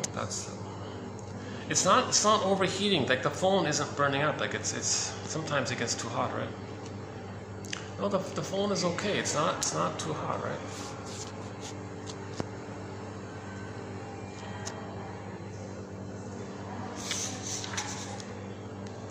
Yeah, okay, so in part 2, let's just do a quick preview here. So in part 2, right, we'll do a couple of quotes from Lay here, Mr. Lay. The unconscious portion of each human mind is an activity which plays an extremely important, if not an exclusively controlling, role in the life of every individual. The existence of unconscious mental activity has been guessed for ages. Yeah. So we've been guessing about this for ages, that the existence of the unconscious. We have many times wondered the nature of the basis on which we build our mental and intellectual structures. Right? The architect of a real building knows what kind of soil the foundations are in. Similar idea, right? The unconscious wishes, even if they are not known and taken into account, are nevertheless wishes, just as strong as the conscious ones, if not much stronger, and are operative in our bodies, even if they are quite outside of our ken. The net result, in many instances, is their counteracting the energy of the conscious wishes and nullifying the effect of the latter. This is the explanation of why a great many good things go wrong. Right. So you have a conscious wish. Did you check in with the unconscious? Did you check in with the inner Neptune? Robert Bly jokes it's the platoon, there's powerful force in there. Did you check in with the puppet master, with your repressed self, your secret self, your unknown self, your double self, the stranger with? Did you check in with that? You had a conscious wish. Maybe the unconscious said no. Maybe the conscious was, maybe your conscious said, I want this. The unconscious, no, I don't like this. So maybe the conscious wish said, okay, let's keep the appointment. The unconscious says, no, I don't like that person. I have a memory. That person reminds me of somebody in the past that hurt me. No, I'm going to make you late. So the unconscious can nullify the conscious wish, right? So that popular question, why do bad things happen to well-meaning? Well, the unconscious, you ignored the unconscious. The unconscious is sometimes referred to as the puppet master. In trauma, a lot of energy, the id, is bound up in that traumatic script. Okay, all that energy clicks in with repetition compulsion to replay what caused that. So you don't have much effect in your conscious choices because the unconscious is trying to make you conscious. That's why we have these quotes, so we can lay the ghost to rest, so we can make conscious choices. We've got to know ourselves to that end, right? The client's folly is perfectly patent to his friends and family. This folly is the result of the split between the conscious wishes and the unconscious. Yeah, so sometimes you can overly see it. He consciously thinks this, but he's so unaware of his unconscious, but others can see it. Well, geez, this guy doesn't know what he's doing, right? He's driven by his unconscious, but he doesn't know it. So you want some kind of harmony, some kind of dialogue with your double self, your secret self. That's the Phantom of the Opera story. The singer dialogues with the scary dude. That scary dude is not a separate character in some kind of outer story. It's a fantasized personification to personify her trauma, rage, shame, hurt, right? So she dialogued with herself. God accepted more of herself. Hermes flies across. Okay, the basement means the unconscious. The scary dude's there. That's herself, getting to know herself. Went back on stage, had more of the self. That's why she was more embodied, made more sense. That's why they said she was a better singer, because she was more connected to herself. Kristen Wilson says, if you're not in your body... Oh, okay, never mind. Okay, all right, next one here. Oh, this is a good one, yeah. There's no such thing... Oh, hold on. I gotta be careful here. Let's see. I'm down to 19%. Well, I give up. Yeah, there's no way to recharge. Look, yeah, it's not charging, right? My phone is not utilizing this battery. Either this thing's kaput, or my phone for some reason is not recognizing it. Okay, maybe less than 10 minutes. Let's see if we can finish this one here. There's no such thing as a psychological negative. There's no such thing as a psychological negative. The verbal negation of an idea is that idea unchanged, save for the verbal addition of the word not, which has no psychological value whatsoever. To tell a child not to do what they are doing is equivalent to saying, I see what you're doing. I congratulate you on your ability to do it. And you are doing it against the strong opposition of my will, which shows that you are strong yourself, even stronger than I am, particularly if you can go on doing it in opposition to my will. The only way to abolish an idea or stop an action is to replace it with another idea. So you don't say to a short seller, don't plunder the planet. That's a negative. The unconscious doesn't register the negative. Plunder the planet. You're acknowledging that I'm plundering the planet, pillaging the planet. Well, you're noticing me, my identity, and that I'm strong. And it's in opposition to you saying no. And unconscious doesn't recognize negative. It's just hearing you're validating and you're affirming them. So you don't say to a short seller, don't plunder the planet. Plunder the planet. Wow. And they get their grandiosity, their importance, their identity, they're plundering the planet. So don't say to the short seller, don't plunder the planet. The unconscious doesn't recognize negatives. The unconscious just says, he's plundering the planet. His identity, his power, his egocentricity. He's one with the mother. He's excited. Plunder the planet. See, ironically, it's backfiring, right? But you got to replace it with something else. Well, how about find happiness and power by trading and cooperation? Oh, okay. You mean I can find happiness and power by trading and cooperating? So find something else in a positive way. So usually we say, don't say what you don't want, say what you want, kind of thing. So he's referring. This is back in 1920 something. So he was already calling this out back then, right? So his point was, this quote's from the school book. He wants teachers. This came from the book about education. He wants teachers to understand. Don't say he told the teachers, don't stop with this, don't do this, don't do that. The child registers, I'm doing it. He's seeing my identity, and that I'm doing it. And the teacher's helpless and I'm powerful. And the teacher says, don't do it, but I'm doing it. And the unconscious says he's doing it. The negative is not registered. That's why a lot of teachers, this battle of wills doesn't work. You got to replace it with a positive with a child, right? So an underappreciated point. Yeah. So we'll talk about this maybe a little more in part 2. Transference is the reassociation in the individual's unconscious mind of mental states that are originally associated with one person, usually the mother, with another person. So you transfer the mother onto the partner. The emotions felt in infancy toward the father or mother are unconsciously transferred to the person in the present. For example, the therapist. The therapist today arouses in the individual the same unconscious feelings and ideas that the parent did years ago. Right? The baby's laying down neural pathways with the mother. Unfinished business, frozen. Mother didn't meet the baby's needs. The wiring is there. Baby's waiting for mother to change her ways. The wiring is there, frozen, petrified, turned to stone. Later on, somebody has a psychology like the mother. That's going to trigger the wiring with the mother. See? So the person in the present is seen as an emotional reincarnation of the mother in the past. The person in the present just triggers up the wiring with the mother. That's called transference love. You're transferring the parent onto the partner. That's called transference love. And you're excited because you got the oneness with the mother. You transfer that to the partner. Oh, partner, oh, we're one. So the emotionality with the mother is flared up by the triggering effect of finding somebody that has the same psychology like the mother. Enter the play. Oh, you're the one. You're my first. You're my last. You're my everything. Please change. You're perfect, but please change. Title of the play. I love you. You're perfect. Now change. Yep. Now, that person in the present can't invent a time machine, take the two back to the nursery and change it all. It's not going to work. Right? But the person doing this is an inference to know how they felt with the mother. So all the disappointment, you're a Fluschwieger, you're a meaning heartbreaker. In German, Fluschwieger means heartbreaker.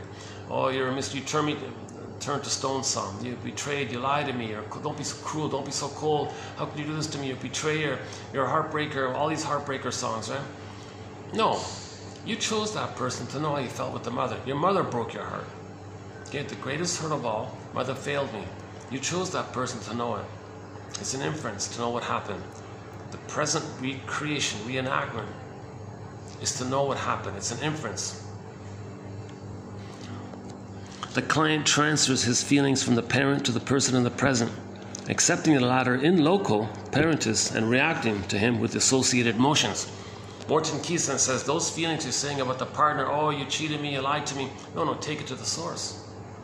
But the person is loyal to the mother, so there's a resistance to do it. But if you're going to heal, you got to face the greatest hurt of all. The mother was traumatized herself. The mother had a traumatic script. She was replaying him with her fantasy to change the past. That's her cry for love. Or homotraumicus. Love or cry for love. You recognize this. That leads to forgiveness, leads to your identity. Sadness appears, differentiation, joy can, Firebird comes and joy can come back, right? Okay, again with the egocentricity. First, as an infant, he feels omnipotent. Egocentricity, infantile megalomania, the throne, His Majesty the baby. Second, the baby learns there are limits to his own omnipotence. Okay, so that means at 18 months, he's not a god, right? If now the principle of reality thinking gains the ascendancy in his mind, he enters the third stage and realizes the true relation of himself to the external world, and that he and it are governed by exactly the same universal natural law. Otherwise, he remains intellectually an infant.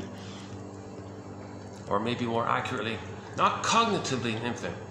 The baby can be emotional infant, but cognitively, he can still get 10 PhDs.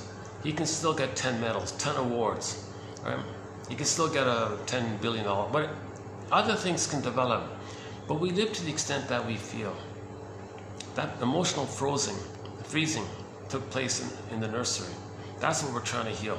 Because although they get 10 PhDs, they feel like, I don't feel alive, I feel unreal, I have something missing. Where's the aliveness? Where's the elan vital? Where's my passion? Where's So that's what we're trying to heal. We're trying to heal this early trauma. Let's check it. 18%, all right. Grotstein's an excellent author. We have many good quotes by James Grotstein. The client with the narcissistic pattern. Okay, so traumatized before 18 months. They have the narcissistic pattern. Uses others not in a normal sort of sharing mutual way, right? But for a manipulative, parasitic relationship in which the object is to be seduced and controlled so as to allow the client with this pattern to remain omnipotent and protectively encapsulated. Hall of Mirrors, it's grandiosity, right? They hate object relations, but, right, they hate mutual relationships. They hate love, in other words. Huh? Well, they can't, that's why they hate her.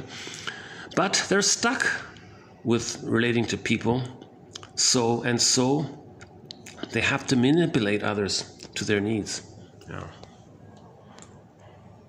So in the narcissistic pattern, they say, I'm an infantile God, my wounded humanness, you can have it. Mother hated it, so I'm going to be the hating mother, so I'm going to hate it. They didn't reach the place for mutuality, love, trust, care, empathy, reparation, genuine, warm friendship, that's all missing. In yesterday's quote, some women and men only see relationships as either the surrogate parent or like the body thing, right? I'll leave it the last quote, right?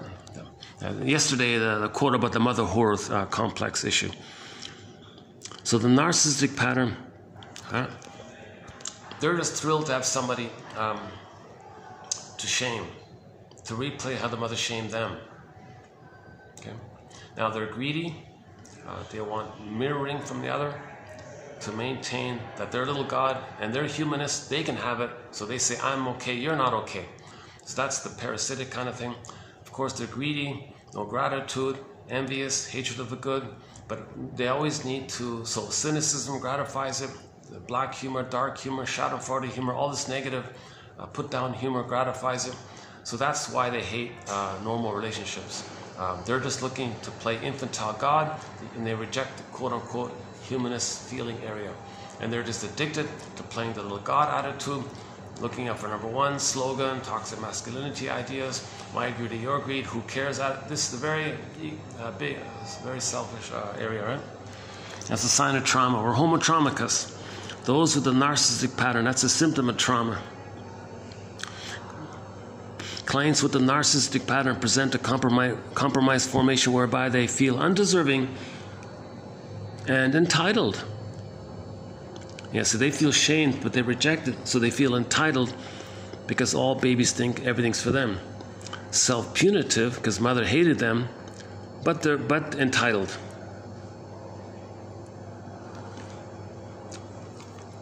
See, the self-punitive, that's the inner critic. When the mother hated them, that hate becomes a part of them and it hates them, so they're hating themselves.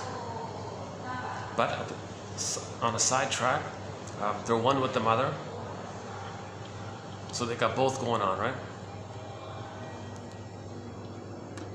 Self-punitive and omnipotently privileged. There's your entitlement. It's all about them. Everything's for them. It's all about them. Hall of Mirrors. Narcissism. Looks in the pool of water. Thinks everything's for him. At the same time, he's criticizing himself. He hates himself, but he denies it with his omnipotence, right? Undeserving, but entitled. The attitude of entitlement is often expressed in a language that is coercive. So it's tricky, right? For arguments are best when they compel others into a conclusion. Okay, so there's your double thing, translogic, tricky words, wordplay, innuendo, equivocation, sins of omission. The best way to lie is to include a few crumbs of truth in it. A half-truth is the father of many lies. Goading, prodding, assuming things, prodding people to believe things, exploiting their vulnerability, misleading. Like they're big on this. They may use charm to that end,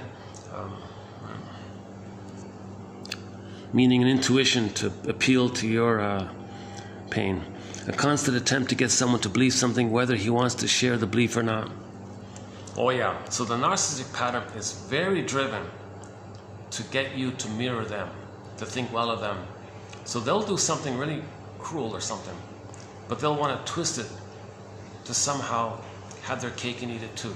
They want to shame others to replay their mother shamed them. Let's have the cake. But they need to be seen as good by the mother to maintain the belief that I'm okay, you're not okay.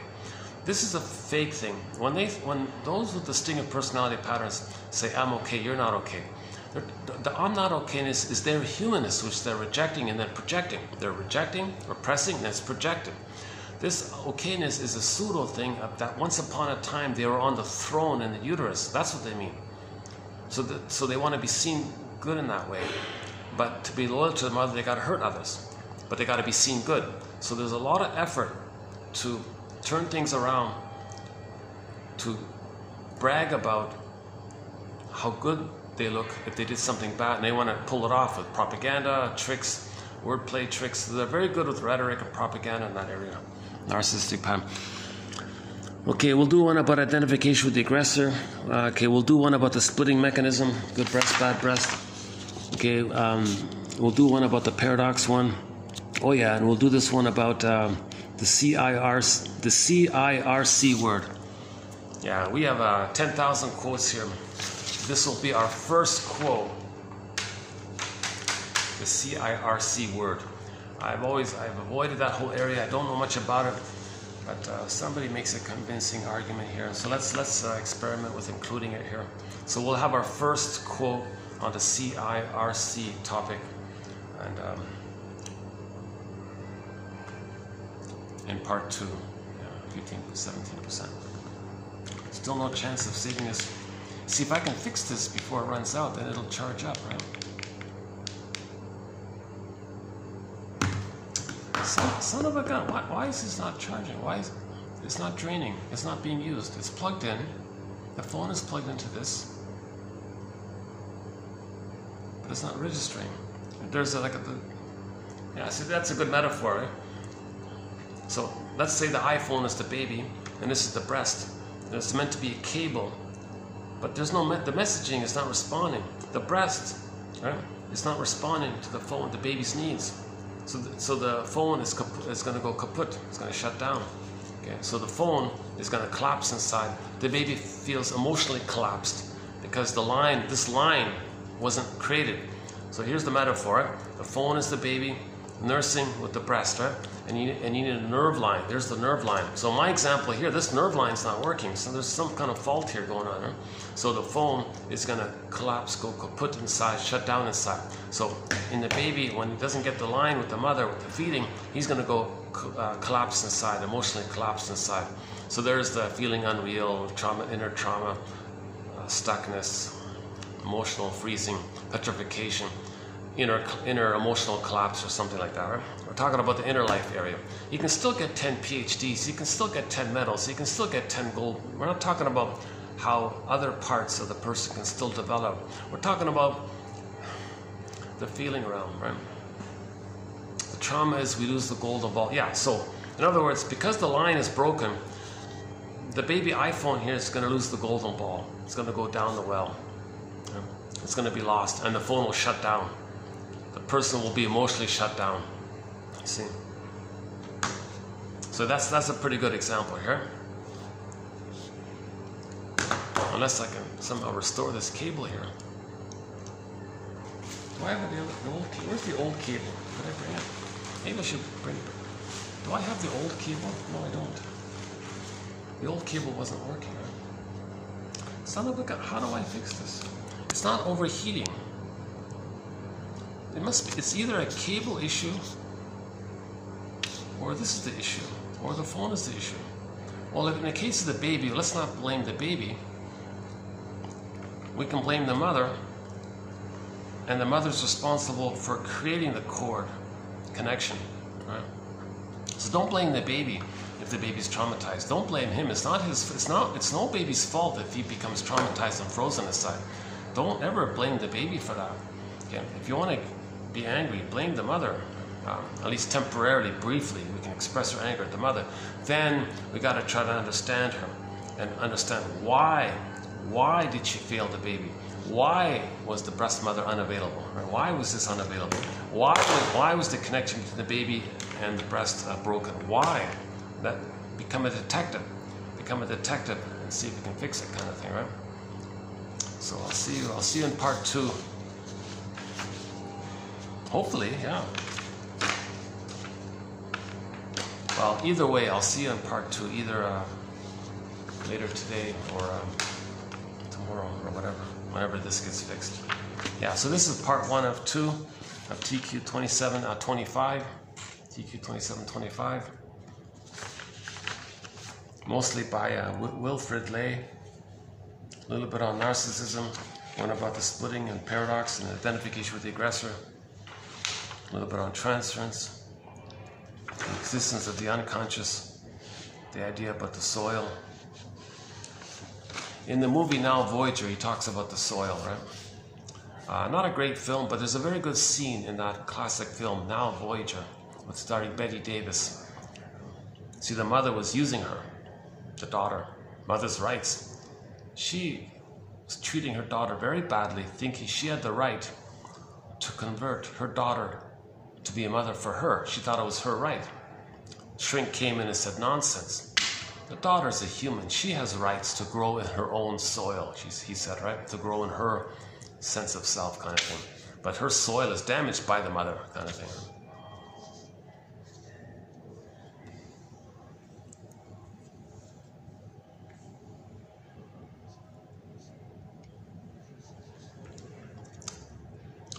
Still draining, 16%. Jesus, any last ditch, am I forgetting something? I'd like to save this video. See, that's right, that's about right. Without battery, the original battery only lasts 2.5 hours, that's about right. So this has been totally ineffective this whole time. But it says fully charged. Maybe this thing's defective, yeah. Maybe the mother is defective. The mother's traumatized. That means the mother's traumatized. She wasn't available. Just as this breast, some metaphorical breast, was unavailable to feed the baby, the baby phone. Some mothers are emotionally unavailable. Just like this battery was unavailable for my phone, baby phone. Yeah.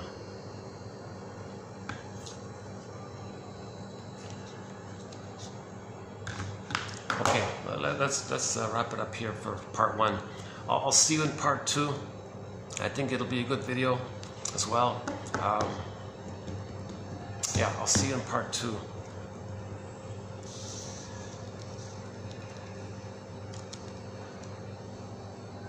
Any final thoughts for part 1? No, I want to do a part 2. I want to spend more time on the quotes here.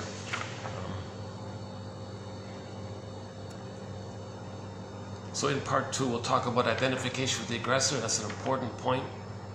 We'll talk about the splitting mechanism where the baby in his brain, if he's traumatized, says, well, the good breast, that'll be the good fairy.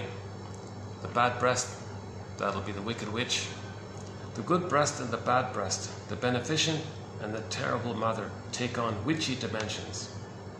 A good book by the Ulanovs, Anne and Barry Ulanoff. The Ulanovs, yeah, we got some good quotes from them. Good, interesting book called The Witch and the Clown, yeah. They were saying that the image, the stories about the witch, is to help acknowledge in an exaggerated, fun way some of the traits of women. And the clown, men don't want to admit some of the foolishness. But the clown character helps us to own our shadow. So the witch is like a little bit like the shadow of the woman, and the clown is like the shadow of the man. But they explain it in a helpful way. Right? So the Ulanovs, yeah, they're interesting material. Yeah, the husband passed away, right? And the wife is still around. Anne, yeah, Anne does most of the writing. Anne Ulanov. See, the Ulanovs, John A. Sanford, and a few other, John A. Sanford, Robert A. Johnson, that one, these are so-called neo-Jungians. So Jung inspired them. We don't have quotes from Jung, but we have many quotes from some of his followers, because they make things clear. So thank goodness for the Ulanovs and others, and John A. Sanford, in particular John A. Sanford, and Bly and Woodman and so many others, Chinnan and so many others. Let's see. 16. Yeah. It's 2:30. Maybe I'll do it tomorrow. Second thought, maybe I'll do part 2 tomorrow. By the time I get to the other place, fix the battery. What if this is... I'm still grasping for any final...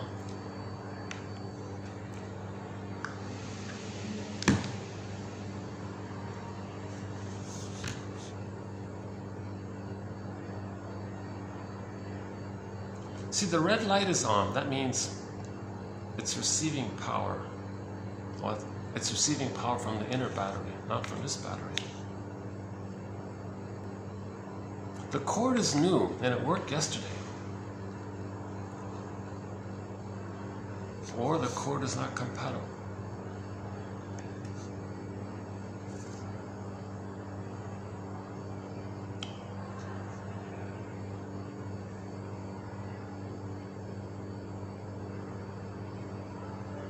Okay. Yeah. I'll see it and see in part 2. Yeah.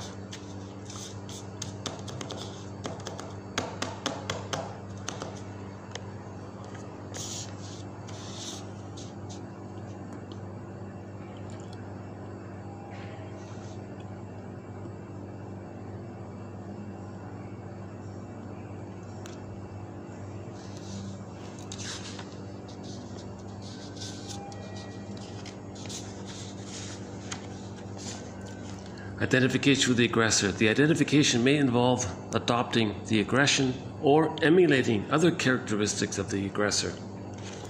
Well, that's an added little point here, right? The baby may just adopt the aggression and apply it his way, or he imitates the mother in some other way. Just a little detail there. Either or, opposition of contents. We want to move from or to and. That's the creative tension of paradox. We don't want the baby to have it in his brain of either or, goddess or demon. We want a mother who's both and, loving and frustrating, and it's one person. We want to recognize the third side of the coin. A psychoanalytic paradox is something that stretches our minds rather than something that violates logic. So paradox means we see the two sides of a story. There might be some irony that they're both true. They're both crying for love. That might be the simplest way to identify a paradox, how the two are both crying for love. Or homotraumacus. So yeah, let's do the 48 symptoms of homotraumacus in part 2. See you in part 2.